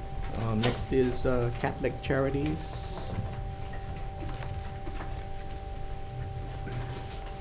Aloha, Chair, Vice Chair, and members of the committee. I'm Betty Lou Larson, representing Catholic Charities. We strongly support this bill. We know that working families, or all families, are really struggling, and so we particularly support the payable on a monthly basis, because people can't wait till the end of the year or tax season to get that money. They really need it on a monthly basis to pay their rent and their food costs, etc. Thank you very much for hearing this bill. Okay, thank you. Next is Holomwo Collaborative. Chair, Vice Chair, committee members, Josh Rich for Holomwo Collaborative, and we stand on our testimony and support. Thank you. Next is Hawaii Health and Harm Reduction Center on Zoom. Yes, Ilima De Costa, on behalf of Hawaii Health and Harm Reduction Center, we stand in support of HB 233 and urge the passage of this measure. Mahalo. Thank you. Hawaii Workers Center. Not here. Let's see. Next we have IATSE Local 665. Not here. Aloha United Way. Not here. Tax Foundation on Zoom. Good afternoon, Chair, members of the committee, and Vice Chair Tom Yamachika from Tax Foundation of Hawaii. We do not take issue with the concept of getting benefits to people. We do question whether the tax department is the best agency to do that. They're built to take money in, not to give it out. And that's basically our biggest issue with this. I'd be happy to answer questions. Thank you very much. Okay, thank you. Devin Thomas. Good afternoon, Chair, Vice Chair, members of the committee.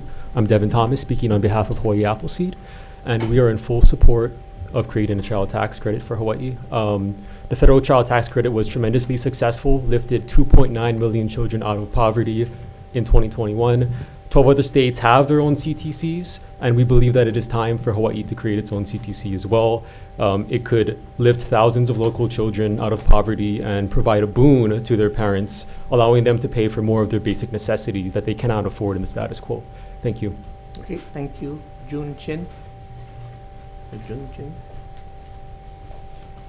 Hello, Chair, Vice Chair, members of the committee. My name is Jun Shin, testifying today as an individual in strong support of House Bill 233, House Draft 1.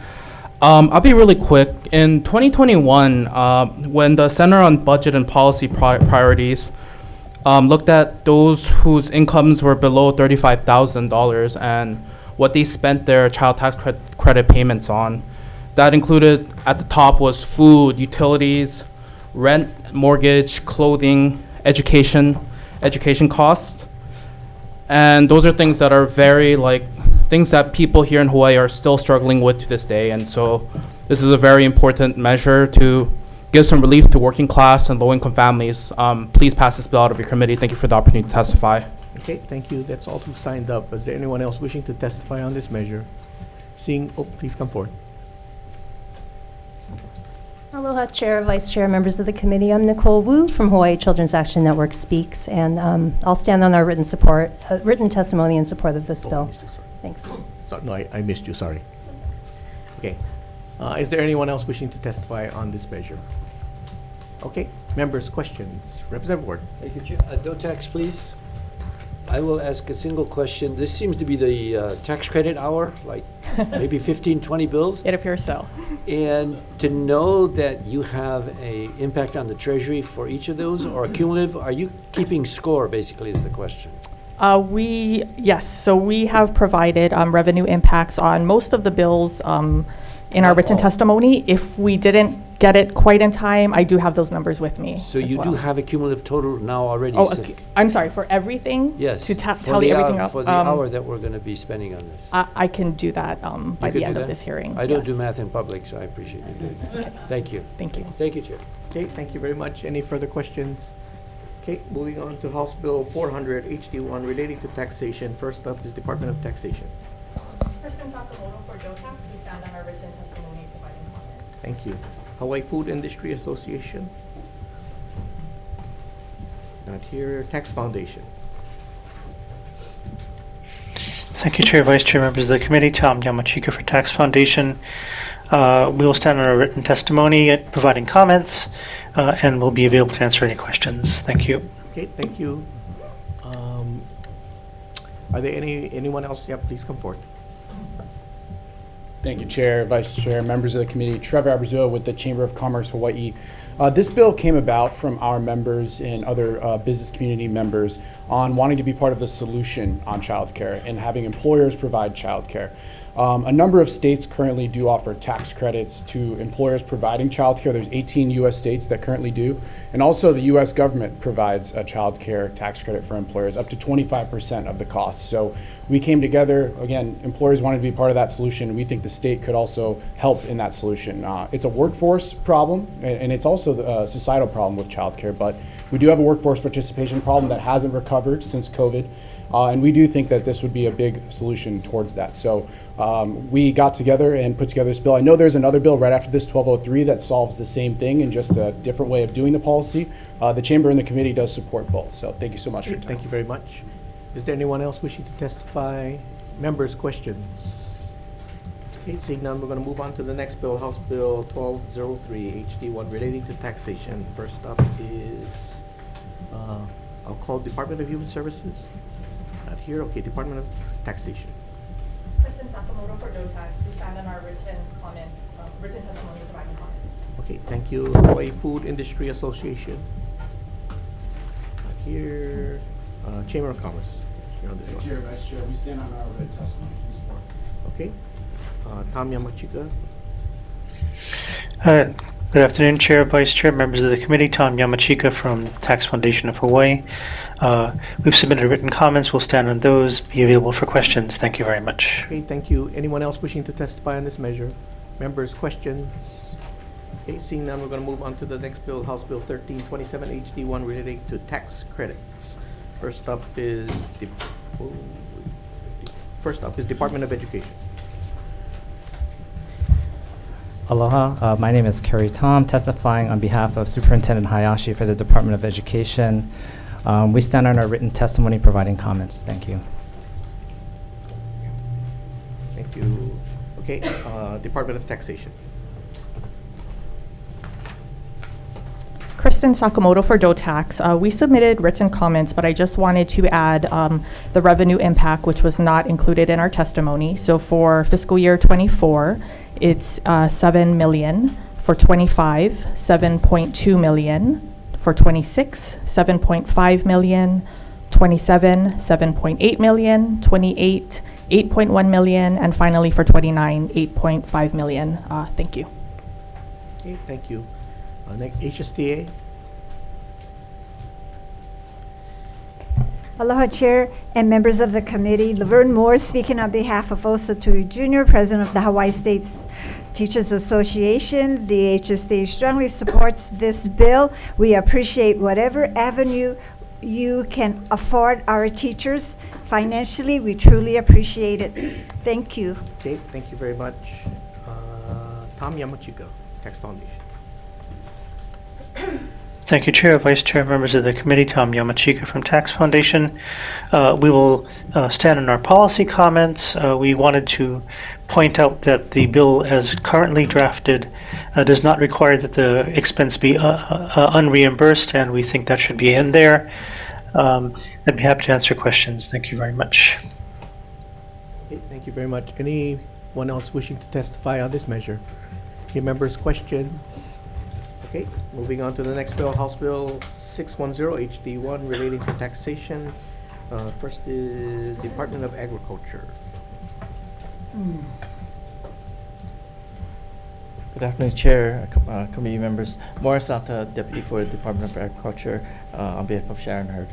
The department will stand on its testimony in support, but we did want to note what we appear to be the question or a discrepancy. The measure seems to include renovation costs incurred in a commercial building, and we weren't sure if that was intentional or not, but we felt that it seemed not relevant to this bill. Thank you. Okay, thank you very much. Next is Department of Taxation. Kristen Sakamoto for DOTAX. We stand on our written testimony and providing comments. Okay, thank you. Next is Farm Bureau. Good afternoon, Chair, Vice Chair, members of the committee. Brian Miyamoto here on behalf of the Hawaii Farm Bureau. You have a written testimony and support. Thank you, Chair, for hearing all of these bills dealing with tax credits for farmers and ranchers. We believe that it's a way to help reduce the cost of production for our farmers and ranchers, especially our small farmers, which hopefully will increase ag production, but also lower the cost of food. So we do stand in strong support. It's not in our testimony, but according to USDA, for this particular this measure for the retention of farm employees, in 2017, the last census of ag, there are 11,891 farm workers hired by 2,073 farms. So there's a lot of farms that will be able to take advantage of this if this measure does move forward. Thank you for the opportunity to testify. Okay, thank you. Ulupono, not here. Okay, Tax Foundation. Thank you, Chair, Vice Chair, members of the committee. Tom Yamachika from Tax Foundation. We do have written comments. We are concerned that this bill picks winners and losers in the marketplace. If the measure does decide to go forward, we think the committee should consider devices like having it available for as an offset to withholding, so the workers can take the benefit of the bill as time goes on, as opposed to waiting toward the end of past the end of the year to the following year. I'm happy to answer any questions. Thank you very much. Okay, thank you. Is there anyone else wishing to testify? Please come forward. Good afternoon, Chair, Vice Chair, members of the committee. I'm Hunter Hevelin here on behalf of Hawaii Farmers Union United. We'll stand on our written testimony in support of this measure. And again, similar to my compatriot here, would like to express our gratitude for the hearing of many of these tax credits, which we view as an important mechanism to support livelihood producers. And many of these are really particularly targeted to support those to whom agriculture is not just their choice, but their primary income. And it is intended as well to support those who might be entering the agricultural industry to incentivize turning lifestyles into livelihoods. And so happy to answer any questions on a number of these. Thank you very much. Okay, thank you. And we have your testimony. Is there anyone else wishing to testify? Seeing none, members, questions? Okay, seeing none, we're going to move on to the next bill, House Bill 608, HD1, relating to taxation. First up is Department of Taxation. Kristen Sakamoto for DOTAX. We stand on our written testimony and providing comments. Okay, Farm Bureau. Thank you, Chair, Vice Chair, members of the committee. Brian Miyamoto here on behalf of the Hawaii Farm Bureau. We'll stand on a written testimony in support. Just wanted to highlight, it's not in a testimony, my apologies, Chair, but in 2017, the Census of Ag said that Hawaii had roughly 146 organic farms, certified farms.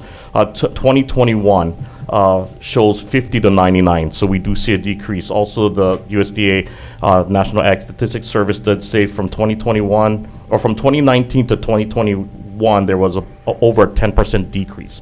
We believe this will help increase our organic farming community. We do want to increase organic farming here in Hawaii. Thank you for the opportunity to testify. Okay, thank you very much. Hawaii Farmers Union United.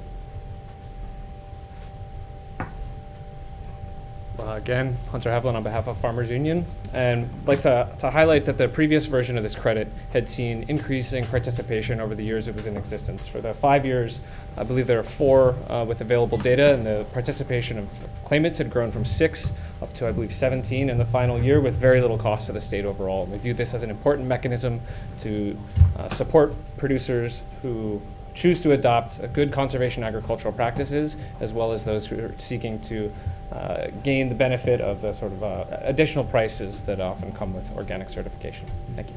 Thank you. Next is Tax Foundation. Thank you, Chair, Vice Chair, members of the committee. Tom Yamachika for Tax Foundation.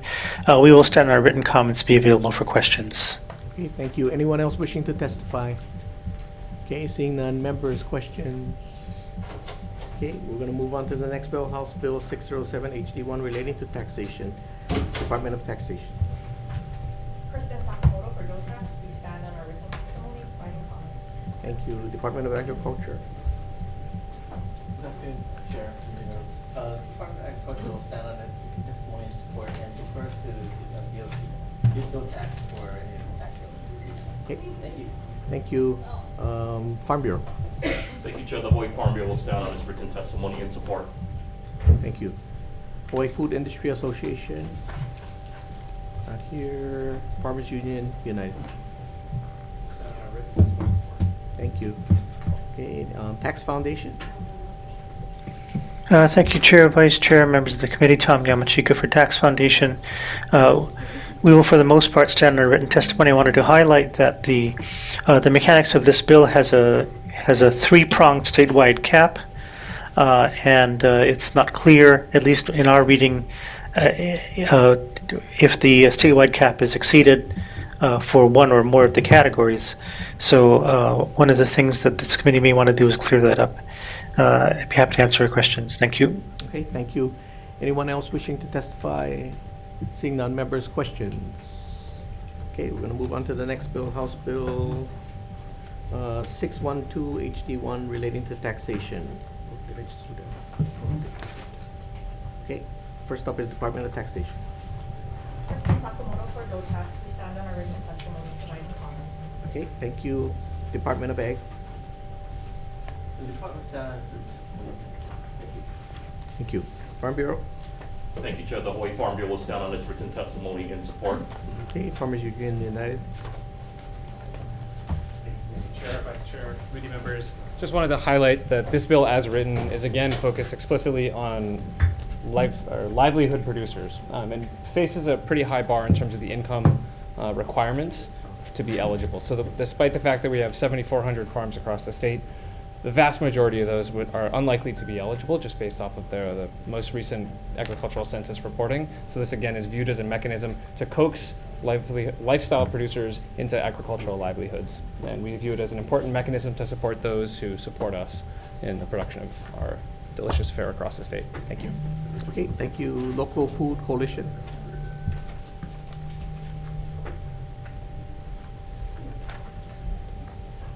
Good afternoon, Chair, Vice Chair, members of the committee. Kendall Matsuyoshi testifying on behalf of the Local Food Coalition. We'll stand on our testimony in support of the bill, supporting the proposed amendments requested by the Hawaii Farmers Union United. Thank you. Okay, Tax Foundation of Hawaii. Thank you, Chair, Vice Chair, members of the committee. Tom Yamachika for Tax Foundation. We will stand on our written comments and be available for questions. Okay, thank you. Next. Is there anyone else wishing to testify? Okay, members, questions, Representative Ward. Thank you, Chair. Farmers Union, please. Your comment that you said, well, most of the farmers are not going to qualify. What did you mean by that and why? So the way that this bill is written, it's patterned in part after a New York program that is designed so that if 2/3 of your income comes from Schedule F, which is essentially your filing based off of your agricultural income, that you would then be eligible for this reduction in tax dues. The way New York's is structured, it's 2/3 of your income beyond a $30,000 sort of floor. So you could have $30,000 of other income, and then the remaining 2/3 would need to come from agriculture. The way this is written is more stringent. So essentially, if the vast majority, if more than 2/3 of your income comes from ag solely, then you would qualify. And so we have a lot of, we could say, hobby producers across the state, but this is very much targeted at those for whom agriculture is their primary livelihood, and thus would ideally function as a mechanism to try and So what support are them. the numbers that will qualify? Pardon? What are the numbers out of the 7,400? I don't know that 1,000? offhand. 2,000? They're not known for being a particularly forthcoming bunch about incomes, in my experience. But I think we could say that at least, and I'm not certain on this number, I believe in a testimony I read recently that it was near 7,000 were making less than, I know that 7,000 are under $250,000 or more in gross income, and I believe a significant portion of that is under $25,000. But are you suggesting, without saying it, that it should be the threshold lowered rather than being as high as it is to make more people qualify? As You didn't say that, but as I an just- author, I'm pretty happy with how it is on it. So it was Okay. intended to be stringent. Okay. And if we view that as important to open it up in the future, we could. So no gentlemen farmers, or what are those guys? Exactly. Okay, good. Thank you very much. Okay, thank you. Any further questions?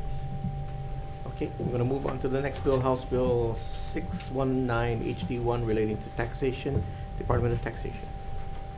Kristen Sakamoto for DOTAX. We stand on our written testimony providing comments. Okay, Department of Ag. The department will stand on this testimony offering comments. The main concern of the department is just its stated role in the bill for certification of the expenses and our concerns about how complex that may be and how costly that may be. So we just note that as an issue. Okay, thank you, Madam Farm Bureau.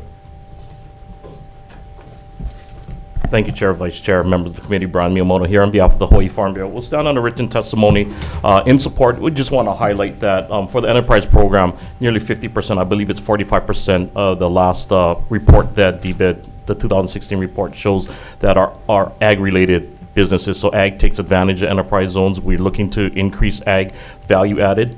So we think this will go a long way to help with that comprehensive plan and strategy to support farmers and ranchers by increasing value added products here in the state of Hawaii. So thank you for the opportunity to testify. Okay, thank you. Farmers Union United. Thank you, Chair, Vice Chair, members of the committee. We'd just like to highlight in our written testimony that we stand in support of that, but also would offer up that there are reference to a couple of other states that have different approaches for the verification of costs associated, and would hope that we can see language related, drawing from those incorporated in future amendments. Thank you. Okay, thank you very much. Hawaii Public Health Institute. Aloha, Chair, Vice Chair, members of the committee. Nate Hicks here with Hawaii Public Health Institute. I just want to highlight that providing this opportunity for farmers to get credits for food bank donations will help increase the opportunity for local residents to have access to more fresh produce, which can is in huge need. Oftentimes people are showing up to food pantries, food banks, and they don't have access to fruits, vegetables, and so on. And providing this can help increase the healthiness of their nutritious, the food that they eat. So thank you, appreciate it. Thank you. Tax Foundation. Thank you, Chair, Vice Chair, members of the committee. Tom Yamachika from Tax Foundation. I wanted to rely on my written testimony, but a couple of things I wanted to emphasize. One is that we're really not sure what the benefit of this bill is as opposed to existing law, because the food donated as described is presumably deductible under existing law for federal and state income tax purposes. Second, we are wondering if there's a constitutional issue here, because the bill has definitions of eligible food products and prepared food that are intended to benefit quote-unquote fresh farm plant product that is recognized as indigenous to the native Hawaiian culture, and there may be an issue under cases such as In re Hawaiian flour mills that was decided by our Supreme Court back in 1994, and the U.S. Commerce Clause. I'd be happy to answer any questions. Thank you very much. Okay, thank you. Farm Bureau. My apologies, Chair. I jumped ahead. I testified on the wrong bill. That's what I was going to say. Thank you. We do. Like, everybody's testifying wrong. But it was me. My apologies. I'll keep it short. We do support this this measure, but with our calculations, I think there's an $8,000 cap, $150,000 per county, so $600,000 per county. It's about 75 farms, and again, it is requiring the farms that donate to food banks and food pantries. Not all do, but that's very limiting. We may want to consider increasing the $600,000 that's being suggested in the original bill. And I do understand that the bill did remove, I believe it did remove the $250,000 that the former bill did discuss. And 7,049 farms. 96% of our farms are under 250,000 here in the state of Hawaii. But thank you and my apologies, and we'll just stand on the next bill. Thank you, Chair. Okay, thank you. Anyone else wishing to testify or change their testimony? Okay, members, questions? Okay, we'll move on to the next bill. Let's see, House Bill 852 HD1 relating to state enterprise zones. First up is Department of Taxation.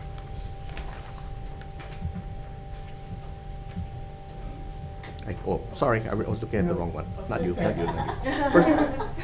First up is DBED.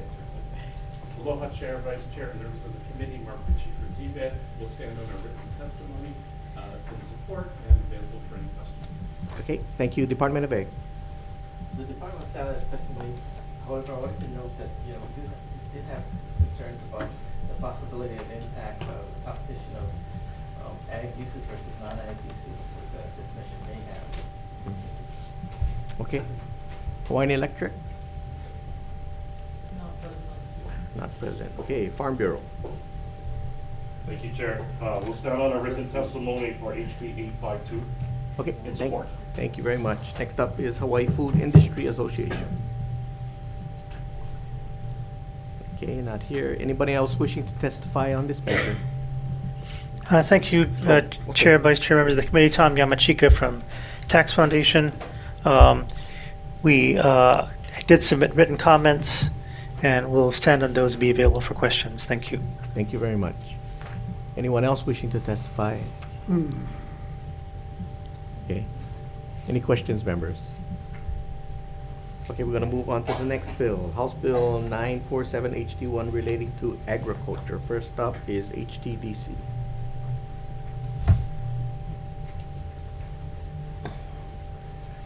Thank you, Chair, Vice Chair, members of the committee. Len Higashi with Hawaii Technology Development Corporation. We stand on our written testimony offering comments on this measure. Aloha. Okay, thank you. Department of Taxation. Bill Tax stands on our written testimony providing comments. Okay, thank you. Department of Ag. Department of Status testimony, offering again comments regarding the concerns regarding the verification of the pipeline expenses, which we believe could be substantial, but we do appreciate the measures support of the Agricultural Act. Thank you. Okay, thank you. Farm Bureau. Thank you, Chair, Vice Chair, members of the committee. Brian Miyamoto here on behalf of the Hawaii Farm Bureau. We support the intent of the measure. If we're not mistaken, the original bill and the original intent required the use of local crops. I think that has been removed. Again, if it's just a straight manufacturing grant, then that's great. We want to support manufacturing here in the state of Hawaii, but we believe the intent was to help local farmers in utilizing local crops. We do understand that I think that the Attorney General had testified in many of these bills about interstate commerce clause. But we just want to make sure that policies that are supposed to support agriculture truly support Hawaii's agriculture and Hawaii's farmers and ranchers. Thank you for the opportunity to testify. Okay, thank you. Hawaii Food Industry Association. Okay, next up is Hawaii Chamber of Commerce of Hawaii. Thank you, Chair. Vice Chair, we stand on our written testimony in support. Okay, thank you. Tax Foundation. Thank you, Chair, Vice Chair, members of the committee. Tom Yamachika from Tax Foundation. We will stand on our written comments and will be available for questions. I would, begging the chair's pardon, like to ask people who are just standing in their places and testifying that it's very hard to hear online. So if you could please come to the microphone. Thank you very much. Okay, thank you. Thank you very much. Is there anyone else wishing to testify? Okay, thank you very much. Okay, members, questions. Representative Ward. Department of Agriculture, please. What are our top 3 food manufacturing companies or industries that are going to take advantage of this? I don't have that information to break it down to specific industries. I can get that. How about the and, top 5? Get it to you. Brian, do you know? Farm Bureau. Brian, do you know? Sorted by sales Yeah, production? no, I mean, what industry is this one aimed at? What's the top 3, top 5? I want to see what the manufacturing sector, I know the Chamber of Commerce has been pushing this for quite some time. What Who's going to benefit from this? Or what's the top? We don't know what our top three are? Not sure. Or somebody take a guess at it. Thank you, Chair, Vice Chair. Thank you, Representative Brian Miyamoto here on behalf of the Hawaii Farm Bureau. I would imagine folks like the chocolate macadamia nut folks. Value added, there's a lot of definition of value added. Once it's stopped being fresh and you add value into it, somebody like maybe Big Island Candies. We have some small farmers that are doing liquid jams and jellies. Hashimoto does value added with persimmons. So there's quite a few. Again, I think the intent of this is to encourage more, is to support and to grow the industry, to utilize off-grades or even, quite possibly, even grow products to make value added. Mamaki tea would be a value added product because you're taking the leaves, drying it, processing it into a value added.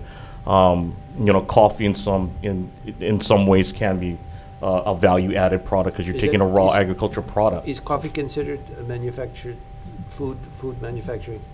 Yes. Okay. Chocolate, That's right? gotta Using be the a- cacao. Again, once you take it from the raw state, you're adding value to it to create an additional So cookies product. also? Cookies that utilize local products, ulu hummus, but cookies that say Honolulu Cookie Company, they'll put fruit in there. It's a value-added product. Okay. So there's multiple I got it. value added. We just want more. Okay, good, thank you. Okay, thank you. Any further questions? Okay, very good. We'll move on to the next bill, House Bill 1383, HD1, relating to agriculture. First up is Department of Taxation. Joe Tax stands on our written testimony providing comments. Okay, thank you. Next up is Department of Agriculture. The Department of Agriculture stands on our written testimony and support. Thank you. Okay, thank you very much. Farm Bureau. Thank you, Chair, Vice Chair, members of the committee. Brian Miyamoto here on behalf of the Hawaii Farm Bureau. We're in strong support of this. Import replacement is something that we should be looking at a lot more. Growing or being able to grow things here versus importing them. We can't grow everything, or we can't grow everything competitively, but we should identify those products that we import that we can actually replace. As we have these discussions about farm to school, again, we want to purchase more local. So I think this task force will be beneficial. I know there's some data on what we import and already, but again, it's not just what we import, but what we can do as import replacement. That's the key. Being able to produce it, you heard Hawaii Farmers Union, again, it's for those livelihood farmers, for those commercial farmers. What can we grow competitively? Because as we said before, food needs to be affordable. So we're in strong support of this measure. Okay, thank you. Farmers Union United.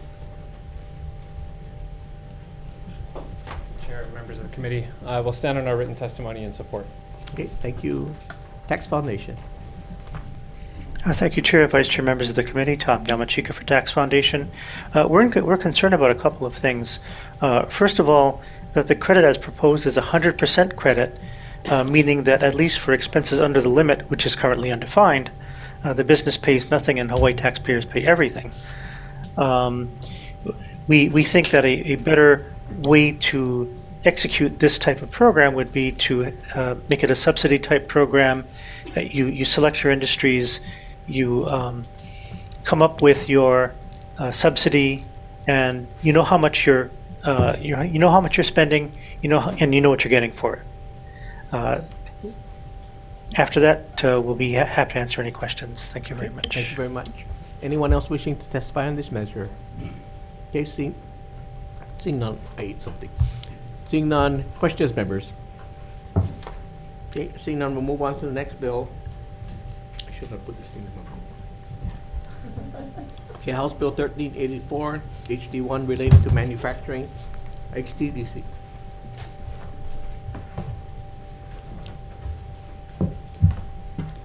Thank you, Chair, Vice Chair, members of the committee. Len Higashi with HTDC. We stand on our testimony supporting the intent of this measure. If you don't mind me expanding just a little bit on a question that came up earlier, the food manufacturing industry in Hawaii, I think it includes coffee and tea. I think those things are prominent. Local cookies and snacks is also prominent, but something that wasn't mentioned is the beer and the alcohol, the rum, those fall under food manufacturing as well. Thank you. Beer is food. That's good to hear. I'm not sure about food. It's a major food group. Chair, we heard it today. Beer is food. We just heard it. Very good. Okay, next up is Department of Taxation. Joe Tax stands on our written testimony providing comments. Okay, Department of Ed. The Department of Ag stands on its testimony supporting the intent for the food manufacturing industry. Thank you. Okay, thank you. Farm Bureau. Thank you, Chair, Vice Chair, member of the committee, Brian Miyamoto here on behalf of the Hawaii Farm Bureau. We'd like to adjust our testimony in strong support if beer is considered food. Thank you for the opportunity to testify. I'll drink to that. Okay, thank you. Chamber of Commerce of Hawaii. Thank you, Chair, Vice Chair, members of the committee. Trevor Brazil with the Chamber of Commerce Hawaii, also here with the Hawaii Food Manufacturers Association. The Chamber partners with them, and we're in strong support of this measure. Thank you. Okay, thank you. Tax Foundation. Thank you, Chair, Vice Chair, members of the committee. I'd be happy to join the beer drinkers there. But in the meantime, I just wanted to say that our comments relating to the 100% credit with an unspecified limit apply to this bill as well, and be happy to answer any questions. Okay, thank you. Anyone else wishing to testify on this measure? Okay, seeing none, questions. Representative Kobayashi, followed by Kahaloa. For tax department, what's the price tag on this one? So our revenue impact is indeterminate. There's an unspecified aggregate cap currently. Right, okay, thanks. Okay, Representative Kahalo. Same, similar question, well, the tax, or the tax foundation as well. I like that we're working on food manufacturing, and then HB 947 and 1384 are attempting to support similar things. I didn't know which one, if we had to compare them, what the tax implication is and whether or not one actually supports food manufacturers better or is better for the state to move forward on, because they're somewhat similar. Right. So from Joe Tax's perspective, both bills have an indeterminate tax revenue impact, and I think we would defer to the Board of Agriculture, who would be certifying these credits on your other question. Okay, thank you. Yeah, and to because the question was directed at foundation as well, we would just add that 1383 has a specific goal, namely the identification of the top 10 fruits or vegetables that are imported into the state but may be commercially grown in the state, to incentivize the commercial production of those fruits or vegetables, where the 1384 doesn't have that kind of specific goal. Sorry, just to clarify, 1384 and HB 947. I'm sorry.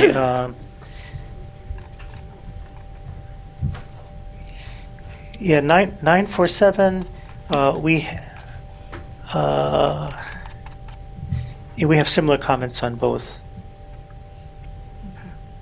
Yeah, so you wouldn't be able to define which one would be better for her, for the committee? I guess I'm trying to see if they're that similar, which one's more beneficial to support farmers and food producers. Obviously, we probably wouldn't move forward two that are so closely similar. Okay, thank you. HTDC, maybe you can help us. You've been working on this manufacturing types of credits. Give some insight. I'm happy to. Hopefully I don't become the butt of the jokes, the beer jokes. So if you notice our testimony, we testified on both, and we offered comments on one, and we supported the intent of the other. That sort of indicates which way we thought it would go. But again, they're similar measures, and I think for us, HTDC, we support manufacturing. That's our charter, and value add is a path to get there. We want to make sure we provide incentives and can provide support, but in a way that's sustainable, so that people who claim the credit are getting, the right people are claiming the credit, and there's no abuse. I mean, that's the way to keep this make sure that the incentive is productive. And that's where our comments are directed. But I don't think that there's a clear winner. We just try to help provide a little guidance with our testimony. Thank you. Okay, thank Thank you. you. Any further question, Representative Kobayashi? For the prior commentator,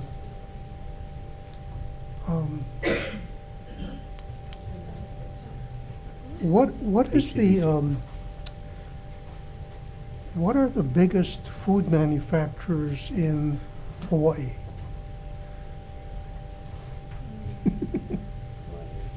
I talked in generalities about the things that I represented in terms of the coffee and the tea and the beer. I mean, it's not really a joke. It's Right, food no. and beverage is considered the same. Well, in our manufacturing program. Now, I think if there's a different definition, maybe that needs to be clarified here. But I think the intent, maybe I should explain. Well, I was thinking that unless you define things well, you're all over the place, and many of these bills are. For instance, 947 doesn't ask that there be Hawaii-grown foods in the food that's involved in the tax credit there. But one of the biggest so-called food producers is bottled water out of Natural Energy Laboratory in Kona. Would that be considered a food manufacturer? Under our, we go by what they call NAICS, NICS code. That would be considered a beverage manufacturer, so we would consider it as a food manufacturer if they applied to our current program. Now this new legislation, I'm testifying based on our Right. experience running our program. Yes, thank you. I'm trying to interpret. Yeah. Okay, thank you. Any further questions? Thank you. Okay. Thank you, members. We're going to move on to the next bill, House Bill 567, HD2, relating to the Department of Hawaiian Homes. First up is the HHL. Good afternoon, Chair, Vice Chair, members of the committee. Katie Ducat on behalf of DHHL will stand on our written testimony in strong support of our bill. Thank you. Okay, thank you. Dotex.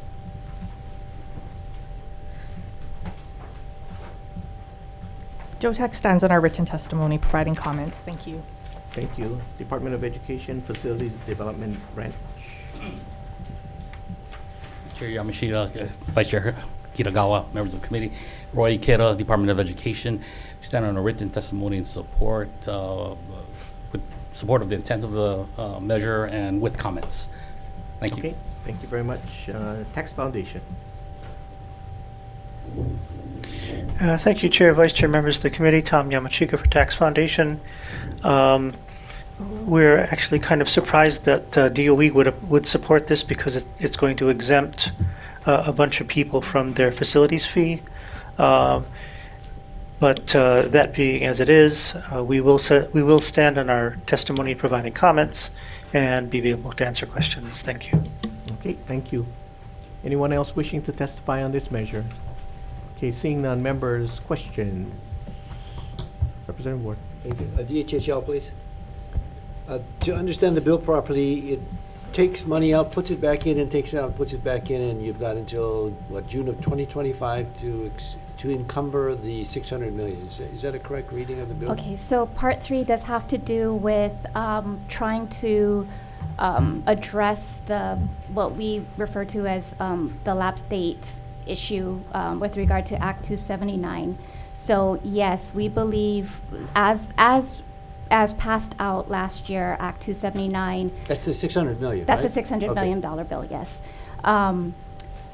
What happened was that although on the face of the bill, the time in which DHHL had to encumber those funds seemed to be June 30th, 2025, as a result of when the biennium years happened and the constitutional limitations that that require it to be no more than 1 year past the biennium functionally, Act 279 only gives the HHL until June 30th, 2024 to encumber the funds. So Part 3 is an attempt to address that and to try to honor what we believe the intent of the legislature was to actually provide DHHL until June 30th, 2025. So this buys you the time that you will need. This would give us the year, this would provide us the full time that we believe that the legislature intended, which is to June 30th, 2025, so yes. So you should be able to do that, correct? Yes, that is definitely what we are trying to accomplish. Have you expended any of the money so far? Yes, we've both expended and encumbered, so it's two different amounts, but we are on track to encumber at least, in the first year. There's also a maintenance of effort issue that has been talked about a lot, but we are on track to at least get to that particular benchmark and we are absolutely going to try to, that's our intent, is to hit that.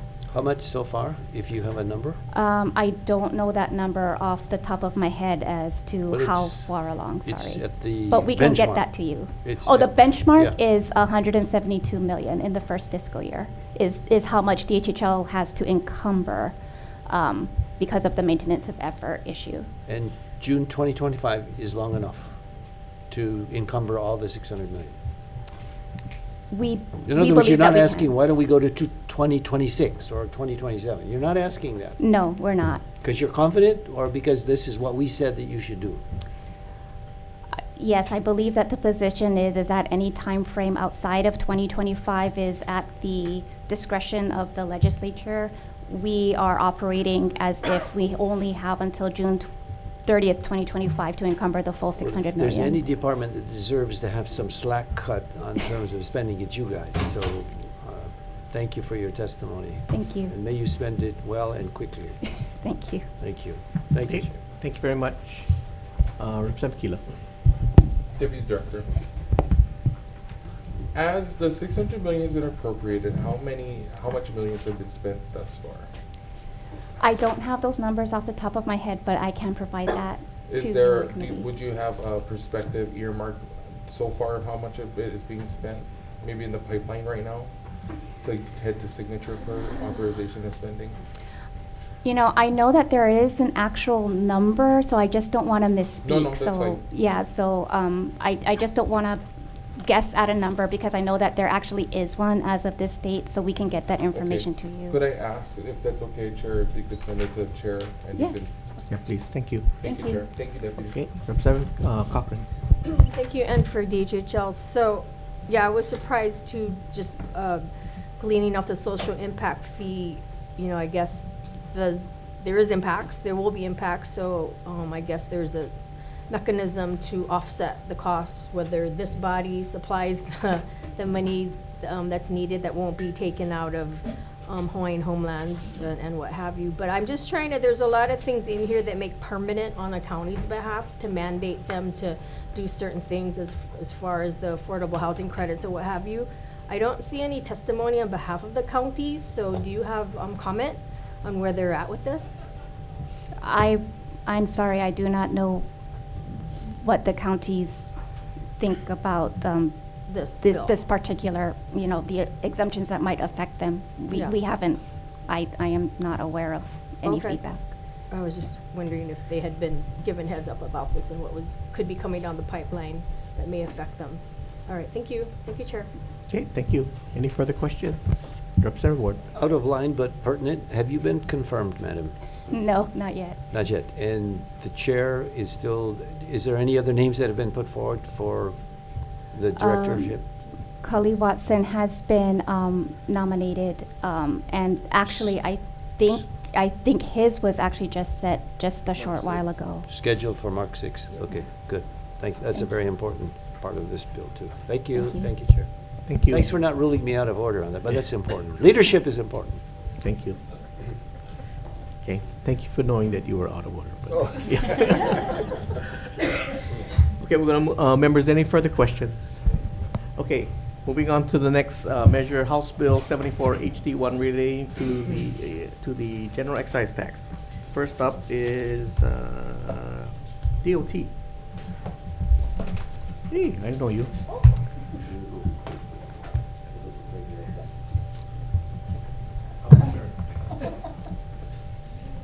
Good afternoon, Chair and members. I'm Jimmy Tokioka, Deputy Director of the Airports, and we stand in support of HB 74 HD1.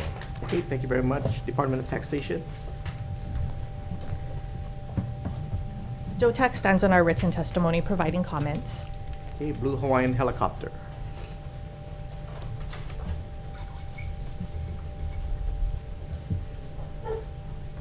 Aloha, I'm Melissa Pavlicek on behalf of Blue Hawaiian Helicopters. We support this measure as a mechanism for parity. This exemption is already available to the repair and maintenance of jets, and this would make it applicable to helicopters as well. Thank you. Okay, thank you. Members, any questions? Oh, wait, anybody else wishing to test? Oh, wait. Oh, Tom Yamachika. No longer available on Okay. Anybody else wishing to testify? Okay, members, questions. Representative Ward. The Honorable Jimmy Tokioka. Jimmy, we miss you. You never knew I was going to put you on the spot. Just like when the Lieutenant Governor came, we have to keep I don't want to prolong this meeting and upset the rest of the members. Yes, sir. He's channeling all of you guys, by the way. This is code. Jimmy, parity, I think, was mentioned in a previous test. When did we give the airlines or the guys on the hangars to repair and do the same thing? And this is kind of like coming after a historical, what, 10, 20 years ago? I don't know the history of that. Think when it... You're talking about the airlines, I'm not sure. Yeah. Ms. What Pavlicek year might did we know. do that with the other aircraft? It was in the 90s. It was a long time ago. It was a long, so we're just catching up with this. So this is not a big favoritism to them. It's a making No, equity. it's not a favoritism thing. It's to give, to lessen the noise, to help these people who use these helicopters that have the low noise rotors and shrouds on their helicopters, and the maintenance of those helicopters. And Congressman Case is very concerned about the noise in my district. Is also too many tourists. I think most communities are. Last question, Chair. Are you confirmed, sir? Yes. Yes, I am, actually. Oh, okay, good. Until a Thank bill you. passes that, we need to go through confirmation, which he already called you out of order, so maybe I should have. That's the same Honorable Tokioka I Thank you, Chair. remember. at this Thank you. committee. All right, thank you very much. Any further questions? Okay. So, well, I won't say it. But parity, so if we got rid of the tax credit, that'd be fine too then, because that'd be parity. Only kidding. Okay, moving on to the next bill, House Bill 351 HD1 relating to tax credits. First up is Department of Taxation. DOTAC stands on our written testimony providing comments. Okay, thank you. HTDC.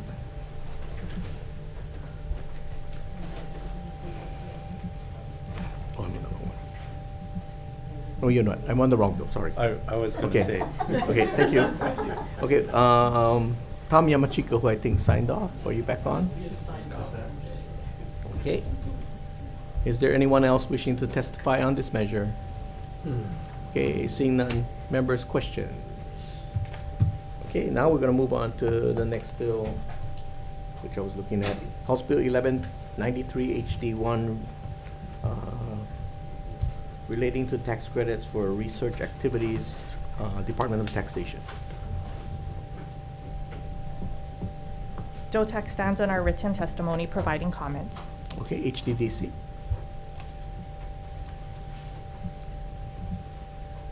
Thank you, Chair. We stand on our testimony in support of this measure. Okay, thank you. Oceanet. Good afternoon, Chair, Vice Chair, members of the committee. Matthew Sullivan testifying on behalf of Oceanet. I'm testifying in support and request the committee consider the changes in my written testimony. I'll be short.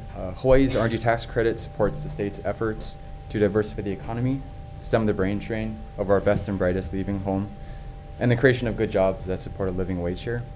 The tech industry is one of the few industries aligned with these goals, and the tax credit is one of the few public policies that supports the industry. We believe the tax credit is a good investment for the state. According to a 2021 UHERO report, every $1 in tax credit generates an additional $1 to $2 in spending in the state by private firms. The industry also supports a living wage for locals. empowering the scientists and engineers that grew up here to remain in the state versus move away. Thank you for the opportunity. Okay, thank you. Tax Foundation, did you come back?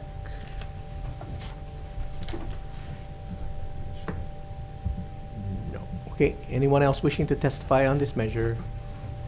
Okay, seeing none, members, questions? Okay, thank you. We're gonna move on to the next bill, House Bill 561 HD1 relating to tax credits. First up is, which one I missed it? Okay, Hawaii Children's Action Network speaks. Aloha, Chair, Vice Chair, members of the committee. Nicole Wu with Hawaii Children's Action Network speaks. We very respectfully oppose this measure. It would weaken or threaten income tax credits for working families, and we really think we need to strengthen those credits in order to make sure families can afford to stay here. Thank you. Okay, thank you. Appleseed. Devin Thomas, again testifying on behalf of Hawaii Appleseed. And we also respectfully oppose this measure because we believe that income tax credits are necessary for working families, and if the legislature is going to implement or renew them in the future, which is likely, all the help that working families can get is deserved and necessary to help them attain a better living for themselves. So we believe that if credits must be reconsidered, if they must be adjusted, then they can be during the regular session. And as such, we believe that it's unnecessary to build in this planned obsolescence into the tax credits themselves. Thank you. Okay, thank you. Okay, next up is Tax Foundation. Not available yet. Okay. Anyone else wishing to testify on this measure? Okay, seeing none. Members, questions? Okay, thank you very much. We're going to move on to the next bill, House Bill 1362 HD1. First up is Department of Taxation. DOTAC stands on our written testimony providing comments. Okay, thank you. Next is Maui Brewing Company. Not present on the screen. Okay, Pacific Rim Land.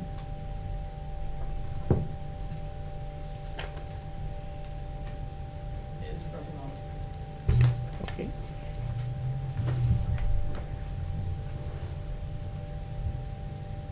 Oh no, I can't. Pacific Rim.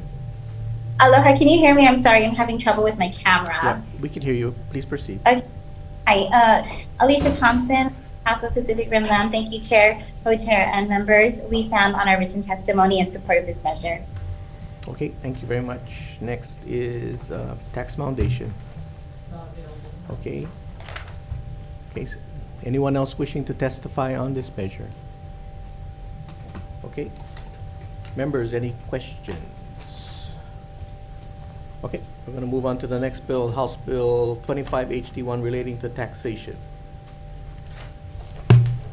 First up is Department of Taxation. DOTAC stands on our written testimony providing comments. Okay, thank you. BNF still okay. Okay, Tax Foundation. Okay, anybody else wishing to testify on this measure? Okay, seeing none, we're going to move on to the next measure, House Bill.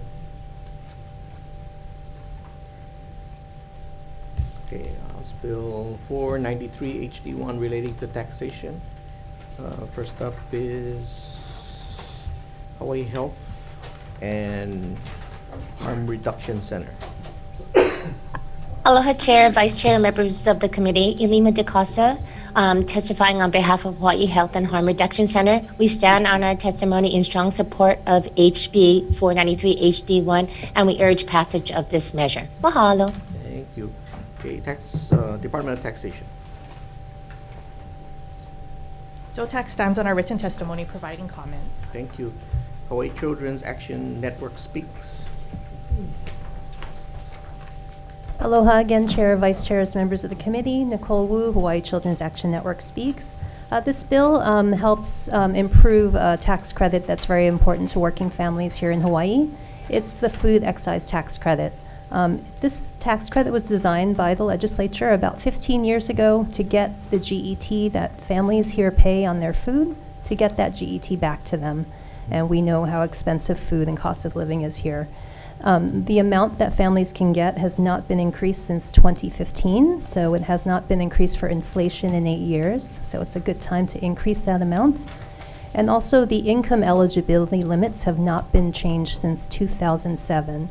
And in the DOTAX analysis of this tax credit, it says increasing incomes mean fewer people claim the food excise tax credit over time. So this is also a good time to look at those eligibility levels to make sure this is an effective way to get the GET that families pay on food back into their pockets. Thank you. Okay, thank you. Appleseed? Devin Thomas speaking on behalf of Hawaii Appleseed, and we also stand in support of this measure. The GET is a regressive tax in terms of the burden that it imposes on low-income families.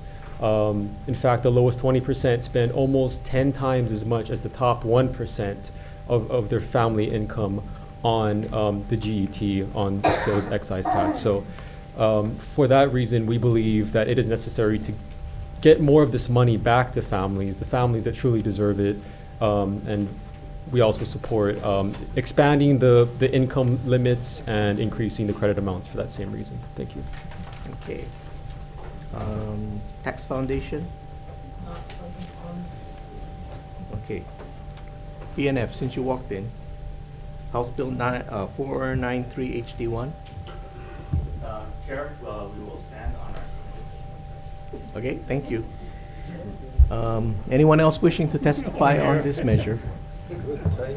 Okay, seeing none, members' questions. Representative Ward. DOTAX, please. Of those eligible to claim this, do you have a percentage of those that are taking advantage of it? That's been a concern in the past, that not enough have been claiming it.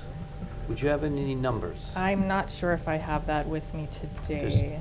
Would anyone else have numbers? It's the most claimed tax Do you have a percentage? Could you Yeah, come up? yeah, you need to come up to the mic because we're on It's Zoom. important people hear this because we're trying to make it as incentive-oriented as possible. But if it's not being taken advantage of, we've missed some marketing or education. Sir? I apologize, I don't have a percentage of the folks, of taxpayers who claim this, but I have a number. In 2020, it appeared on 254,000 individual income tax returns, and as Nicole mentioned, it is the most commonly claimed tax credit in the state. 254,000 out of whatever you don't know. I don't know the How total many numbers, taxpayers sorry. are there in the state of Hawaii? I would have to double check that number. before I figure- 600,000, something? I don't believe it's that high. Okay, yes, yeah. but previous tax directors would say that this thing was a little bit too complicated, not enough people were claiming it, and I just thought, look, if we offer something that's very attractive and we're not getting it to the right people in the right way, and it's not being utilized, we're just,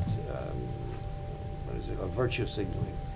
Anyway, Chair, that's an important figure, because if Yes. it's not getting a vast majority of the people, we have to do something. Thank you. Yes, I agree. Okay, anyone else wishing to testify? Any further questions? Sorry. Okay, we're gonna move on to the next bill, House Bill 954, HD1 relating to taxation. First up is Budget and Finance. Chair, the department will stand on submitted testimony offering comments. Okay, thank you, Department of Taxation. DOTAX stands on our written testimony providing comments. Okay, thank you very much. Next is Hawaii Children's Action Network speaks. Aloha Chair, Vice Chair, members of the committee again. Nicole Wu, Hawaii Children's Action Network speaks. As you can tell, we are in strong support of tax credits for working families. And the Earned Income Tax Credit is a proven strategy. It's one of the most effective ways that government can get money back to families. The federal tax credit started decades ago. It's a proven strategy, and this legislature was wise enough to create the Hawaii one back in 2017. You also made it refundable recently, which means that the lowest income families can now get the full amount of their credit. So thank you for doing that. This bill would increase the amount of the EITC to a It's a blank appropriation right now, but currently, the way that families get the EITC in Hawaii is that they simply claim 20% of their federal EITC. So it's very easy for them to claim this credit. In my testimony, I put a little chart in that looks at the next 7 states with the highest cost of living after Hawaii, and it shows the amount of their state EITC. We're at 20%. The other states like California are at 85%. New York is at 30. DC is going up to 100 soon. So just to give you a sense of where the other states are as you decide where to fill in that blank. Thank you. Okay, thank you very much. Hawaii Health and Harm Reduction Center. Aloha Chair, Vice Chair, and members of the committee. Hawaii Health and Harm Reduction stands in strong support of HB 954, and we urge passage of this measure. Mahalo. Thank you. Appleseed. We stand on our written testimony in support of this measure. Thank you. Okay, thank you. Tax Foundation. Not present. Okay, anyone else wishing to testify on this measure? Seeing none, members, questions? Okay, seeing none, we're going to move on to the final bill on the agenda, House Bill 1049 HD1 relating to income tax.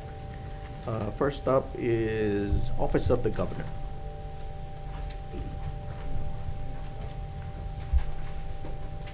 Good afternoon, Chair, Vice Chair, members of the committee. Blake Oshiro, Senior Advisor for the Governor. We will stand on our written testimony in strong support of this bill, and I'll be available for any questions. Okay, thank you. Department of Education. Not here. Department of Taxation.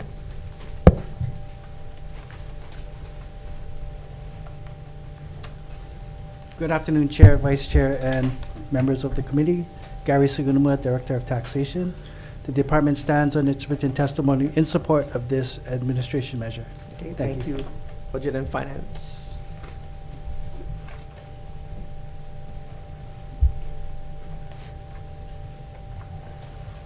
Good afternoon, Chair, Vice Chair, members of the committee. Louis Soliveria, Director of Finance. The department will stand on its written testimony in strong support and be happy to answer any questions if you may have them. Okay, thank you very much. HST.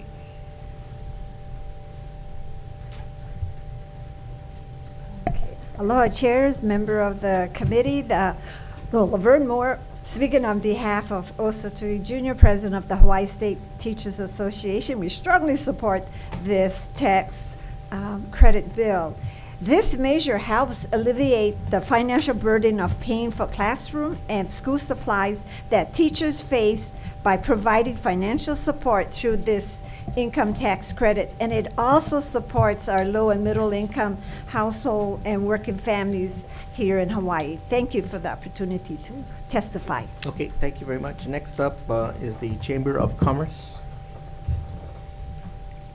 Thank you, Chair, Vice Chair, members of the committee. Trevor Abrazu, Chamber of Commerce, Hawaii. We stand in strong support of this measure and believe this will strengthen the economy. Thank you. Okay, thank you very much. Holomua Collaborative.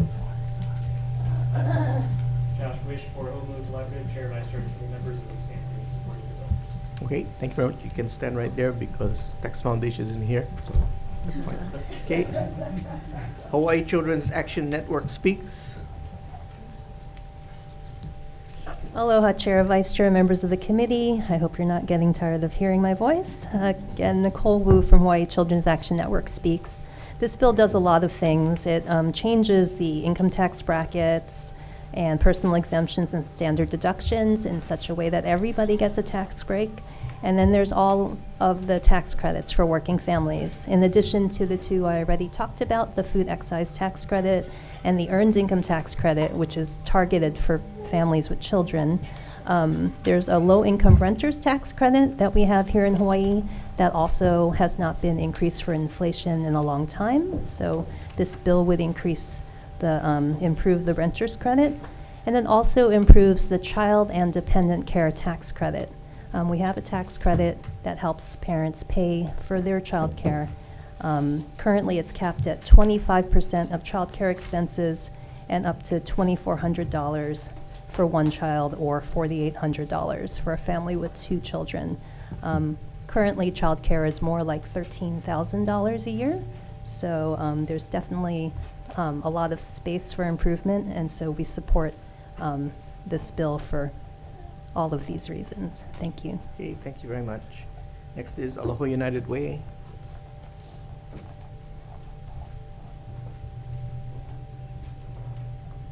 Aloha Chair, Vice Chair, members of the committee. Aloha United Way stands in our written testimony in strong support of this bill.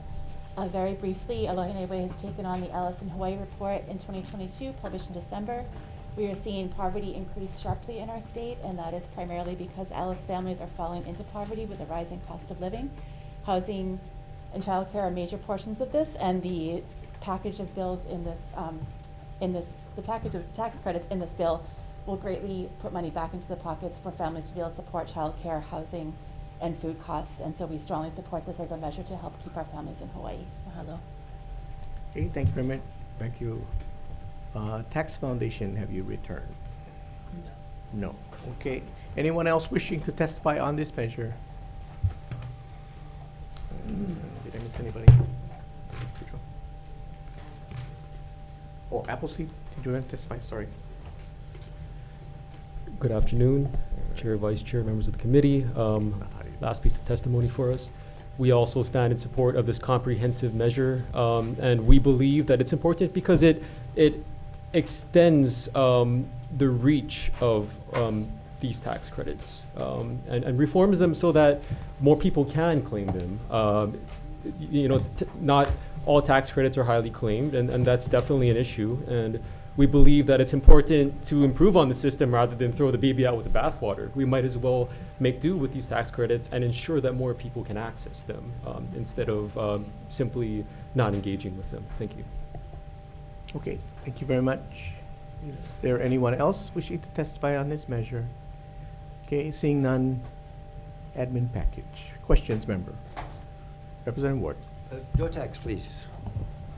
In the beginning of this hearing, which I called the tax credit hearing, I asked if you guys had done price tags on all of them. They said, yeah, we've done some, we have done not with others. Is there, or will you, or would you be able to give us a cumulative total that you estimate on all of these particular tax credit, maybe 15, 20 bills that we've given you? Yes, we Is were that a fair working on question? that during the hearing, so. So you mean there's a drum roll and a grand total we can say? I'll turn it over to Deputy Director. Okay. Okay, so the total, and keeping in mind that some of the bills that we heard today had indeterminate revenue impacts. For fiscal year 24, 445.2 million. You're talking about all of this? Everything. Everything, not just this bill. Oh, I'm sorry. Yes, this is everything. Are you asking Yeah, for just everything, exactly, the macro. This is a bookends question, remember? all from the bills beginning? heard today or on this agenda? So 400 and, 445.2 for fiscal year 25, 543.8 fiscal year 26, 576.3 for fiscal year 27, 604.1 fiscal year 28, 629.4 and finally for fiscal year 29, 655.4. this is above and beyond any expectation. I thought that you would not have, that's very impressive. Many thank yous to Dr. Colby who put this together for Oh. us. Good job. Chair, this is the first. This is terrific. Thank you. Okay, thank you very much. Any further questions? That's a lot of money. Okay. Okay. I guess, Seth, you would be the best person. Seth, yeah, thank you. Okay, so, that kind of revenue impact, when we know that, yeah, we're in an upswing right now, but there always will be, as fast as we can have a $2 billion surplus, we can have a negative $2 billion year or years. What kind of impact will this kind of credit do in the out years for us if that happens? Are you talking about Which Well, let's bill? just talk about the majority, your admin bill. It's The- a okay. $315.1 million impact. Yeah, so essentially what this bill does is it increases in the future, and that's because there's a lot of cost of living adjustments built into the, so you can think of this as like two different bills, right?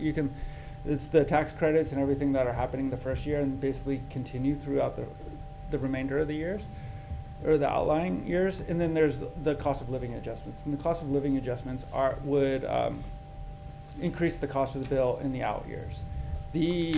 One of the reasons why there is a budget surplus, in my opinion, is because we haven't adjusted the individual income tax, and we keep getting pushed into higher tax brackets. So the overall tax liability of the state is going up every single year, whether that's the explicit intention of the legislature, I don't know. This would take that away, right? So it would be like essentially like, so if you could think of the individual income tax right now is about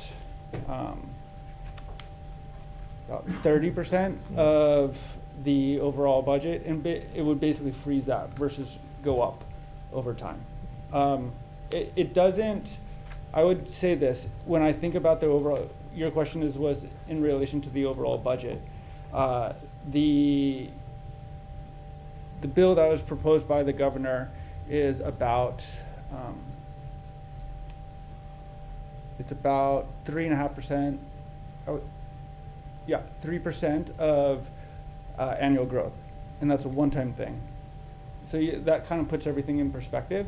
And then after that, just because the rest of the economy is growing, it'll stay relatively constant over time.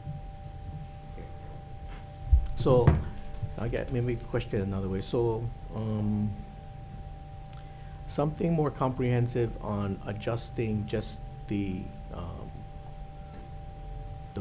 levels we tax at, who we tax, including at the county level, the property taxes, and not having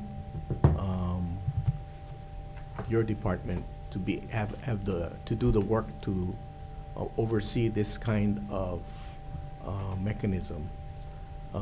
Wouldn't that be better in the long run to have something more simple?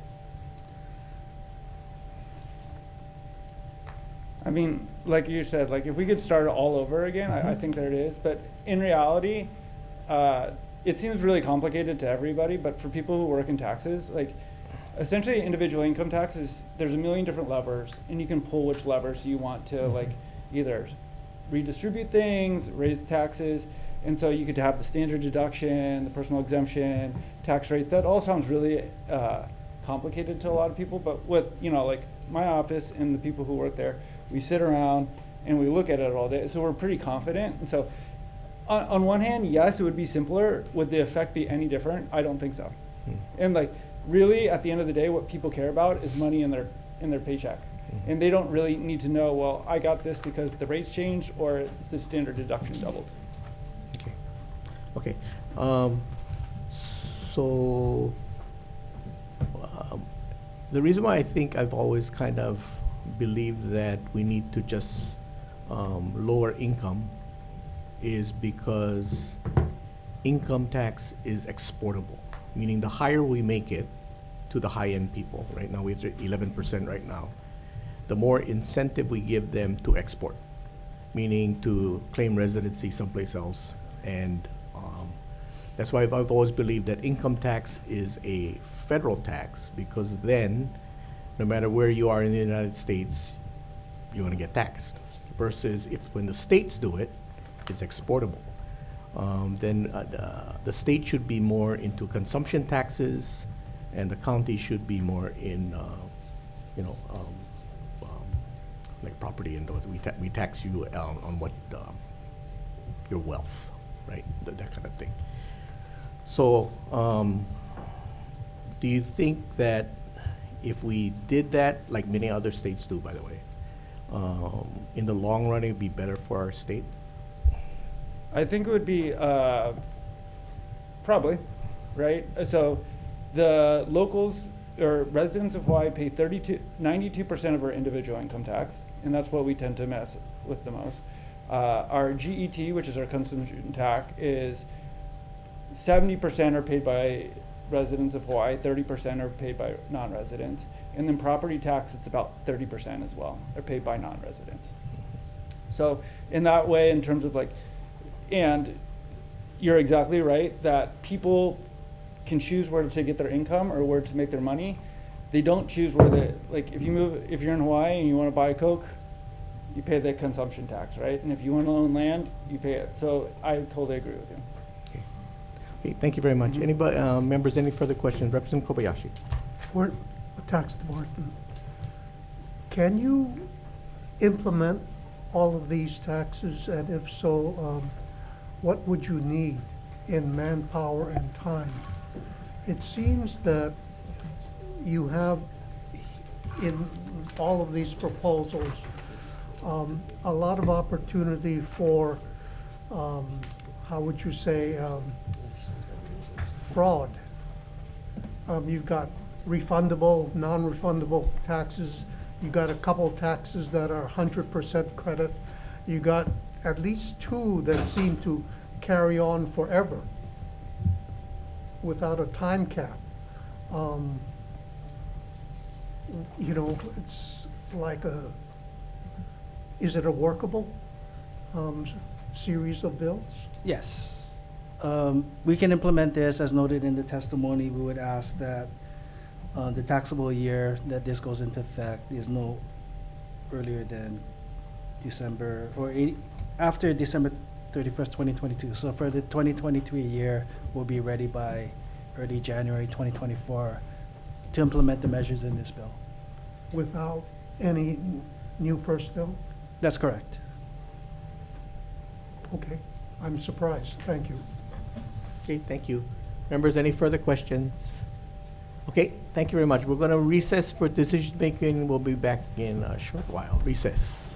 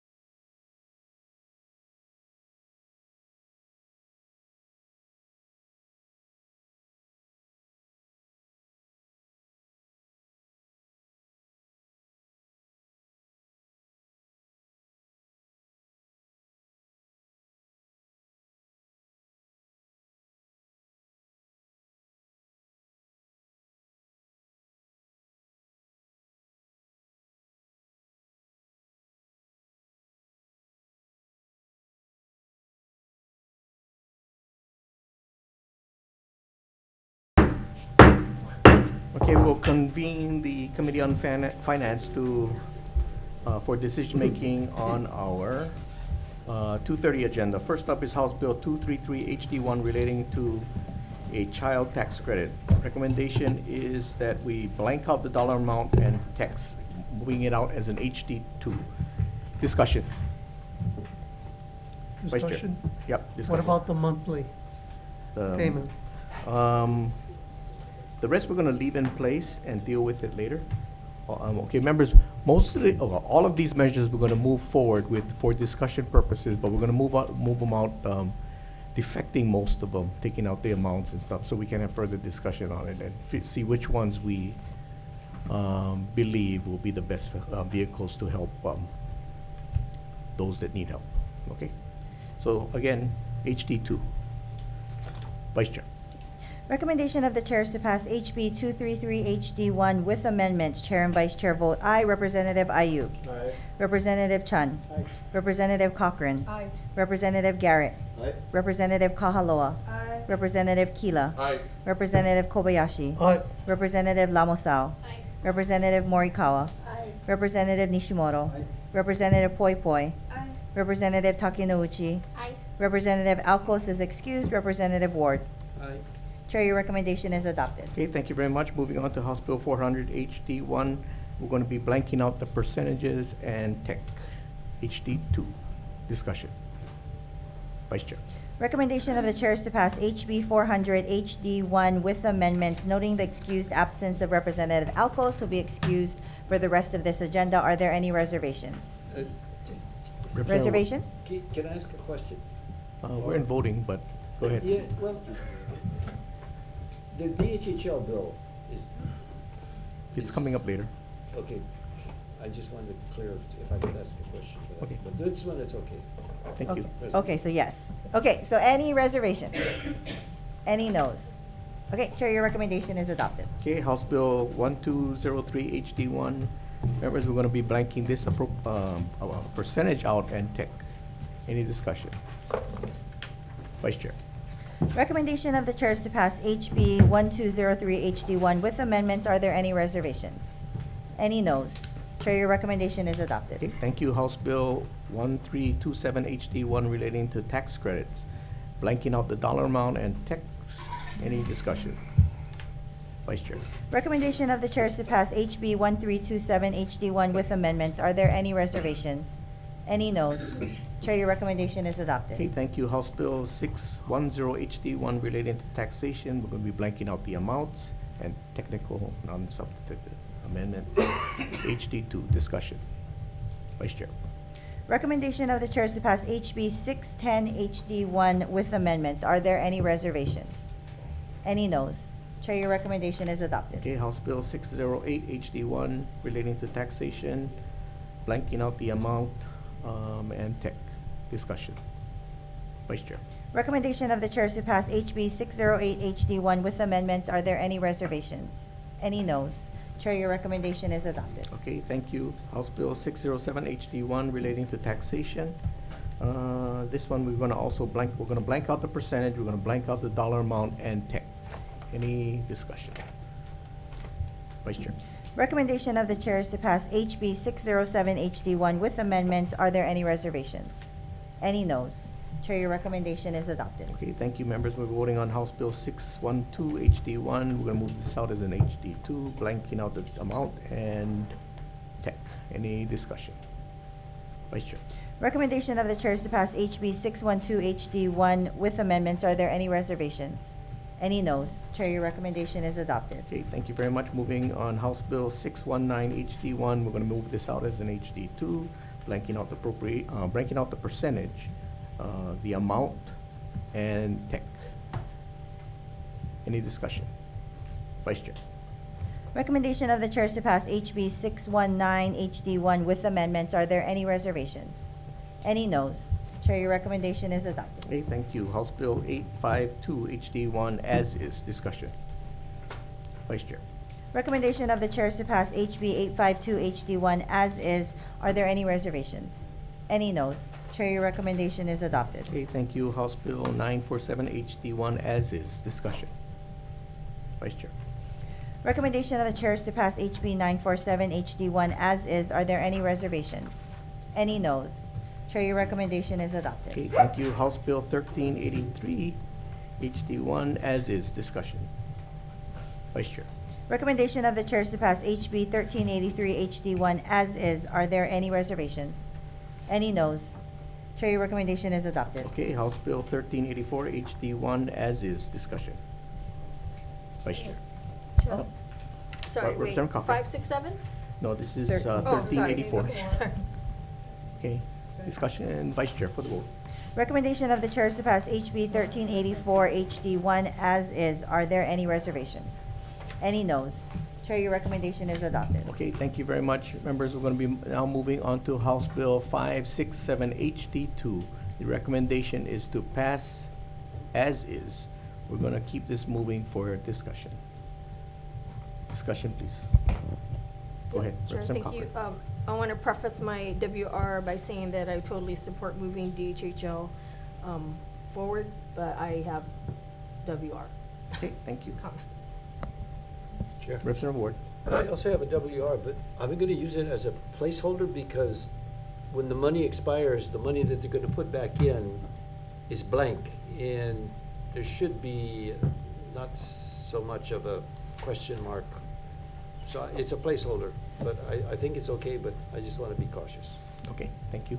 Any further discussion? Okay, Vice Chair for the vote. Recommendation of the chair is to pass HB 567 HD2 as is, noting the reservations of Representatives Cochran and Ward. Are there additional reservations? Are there noes? Chair, your recommendation is Okay, adopted. thank you. House Bill 74 HD1, as is. Discussion. Vice Chair. Recommendation of the chair is to pass HB 74 HD1 as is. Are there any reservations? Any noes? Chair, your recommendation is adopted. Okay, thank you. We're moving on to House Bill 351 HD1 relating to tax credits. We're going to be blanking out the dollar amount and tech. Any discussion? Vice Chair. Recommendation of the chair is to pass HB 351 HD1 with amendments. Are there any reservations? Sure. WR. Oh, reservations for Representative Cochran. Any additional reservations? Are there any noes? Chair, your recommendation is adopted.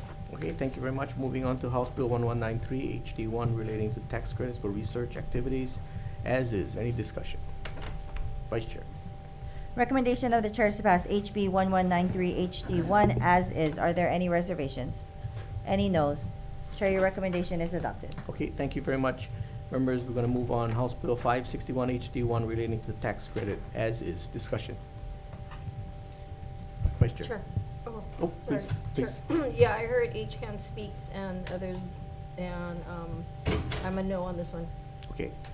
Members, the purpose of this bill is so that we can have a review of the tax credits and different things we have in place. Right now, some of them are still warranted and some of them are questionable. So this is to create a process that we, mostly this committee, will review these things and reassess in a periodic kind of manner. So that's the purpose of this bill.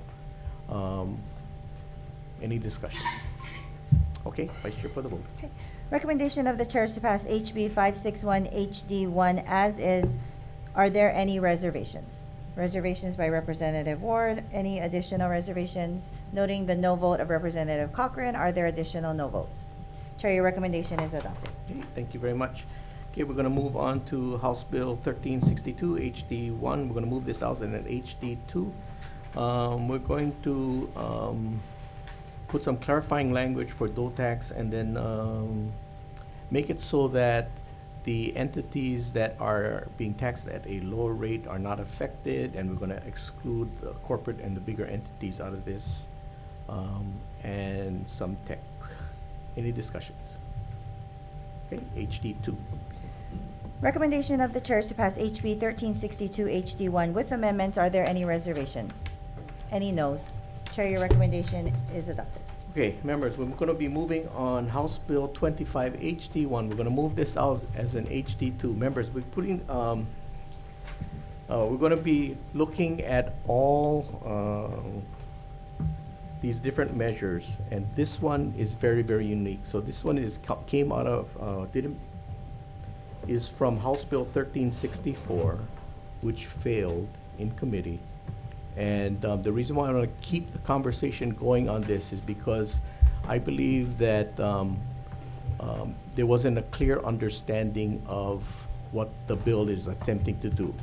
So DOTAX testified that they were concerned that if anybody had tax liability, that this mechanism may give them money prematurely or before they were able to collect and would complicate the issue.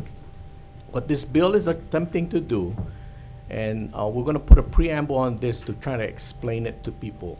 Okay, so one thing that the pandemic taught us was that when we had to give the rebate directly to the taxpayers, this is the first time we were able to do it by income level, right? So instead of having a food credit, instead of having a renter's credit, instead of having a child care credit, we're going to put this mechanism in place and you don't have to apply for it. We are just going to give you the money if you fall under a certain income level. So the target would be Representative Ward's favorite, Alice taxpayers and under. And then there would be a higher credit for the ones that maybe 60 AMI, whatever. We'll pick it based on income level. And then my argument to the Department of Taxation would be those probably don't have tax liability, so that issue goes away. And I think that this is not a credit. So those who were concerned that it got rid of the refunding part, this is not the same kind of mechanism. This is not a tax credit. It is a rebate. You don't have to apply for it, so the refundable part, portion of it is moot. It doesn't apply. And we'll just give you the money if you fall under a certain income level. And if we will put language in there that if you have dependents, there will be an additional amount for that. And so this is trying to address some of the discussion that we had earlier that the tax system is too very complicated and we can simplify. So instead of having all these different things to help people that need help, the ALIS people and under, we're just going to give them the money. This, I think, is worth a discussion. Where, like I said, we're going to put a preamble in there to help everybody kind of understand what it's trying to, and we're going to make the bill a little more clear. So we'll be working with the Department of Taxation to do this. We've already been in conversation with them. Okay, so members, question.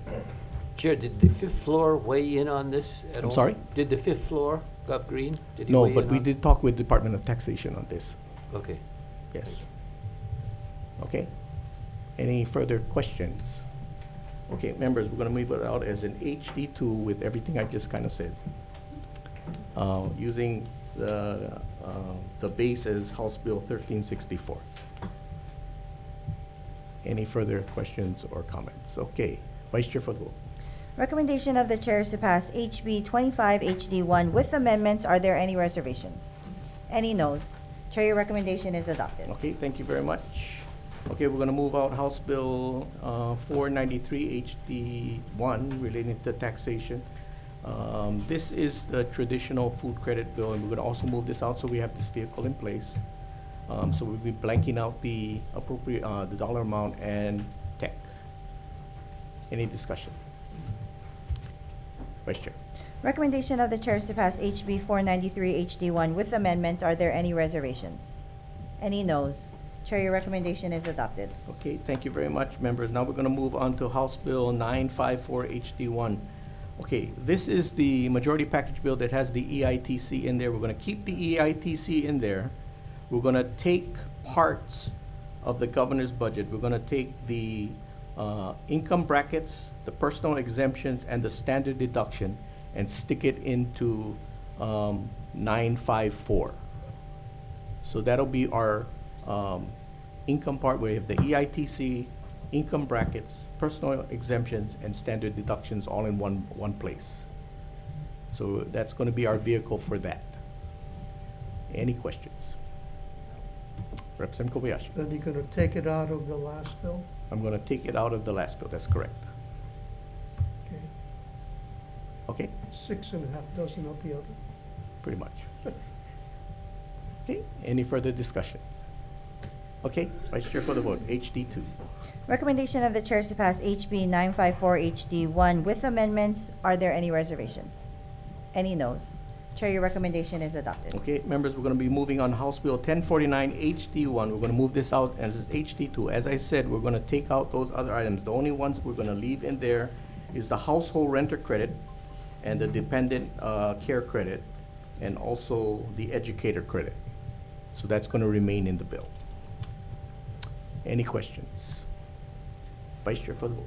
Recommendation of the chair is to pass HB 1049 HD 1 with amendments. Are there any reservations? Any noes? Chair, your recommendation is adopted. Thank you very much, members. We're going to move into agenda number, our decision-making agenda for 3:30. First up is House Bill 537 HD 2. Recommendation is we move this out as is. Discussion. Vice Chair. Okay. Recommendation of the chair is to pass HB 537 HD 2 as is. Chair and Vice Chair vote aye. Representative Ayu. Aye. Representative Chun. Representative Cochran. Aye. Representative Garrett. Aye. Representative Kahaloa. Aye. Representative Kila. Aye. Representative Kobayashi. Aye. Representative Lamosao. Aye. Representative Morikawa. Aye. Representative Nishimoto. Aye. Representative Poi Poi. Aye. Representative Takenouchi. Aye. Representative Alcos is excused. Representative Ward. With reservation. Reservations. Okay, Chair, your recommendation is adopted. Okay, thank you very much. Members, we're moving on to House Bill 551 HD 1. Recommendation is to pass as is. Any discussion? Vice Chair. Recommendation of the chair is to pass HB 551 HD 1 as is, noting the excused absence of Representative Alcos, who will be noted excused for the rest of this agenda. Are there any reservations? Oh, never mind, sorry. Noting the excused absences of Representatives Alcos and Ayu, are there any reservations? Any noes? Chair, your recommendation is adopted. Okay, thank you very much. Moving on House Bill 984 HD 1. Recommendation is that we're going to move this out as an HD 2. We're going to do LRB text, and we're going to clean up the effective date. Any discussion? Vice Chair. Recommendation of the chair is to pass HB 984 HD 1 with amendments, noting the excused absence of Representatives Ayu and Alcos. Are there any reservations? Reservations by Representative Ward. Any additional reservations? Are there noes? No noes. Chair, your recommendation is adopted. Okay, thank you very much, members. We're going to move on a bill that we previously deferred for decision-making, House Bill 953 HD 1. Members, we're going to deal with the rest of it in conference on this bill. So we're going to move it out as is at this point. Any discussion? Vice Chair. Recommendation of the chair is to pass HB 953 HD 1 as is, noting the excused absence of Representative Alcos and the presence of Representative Ayu. Are there any reservations? Any noes? Chair, your recommendation is adopted. Okay, thank you very much. We are adjourned.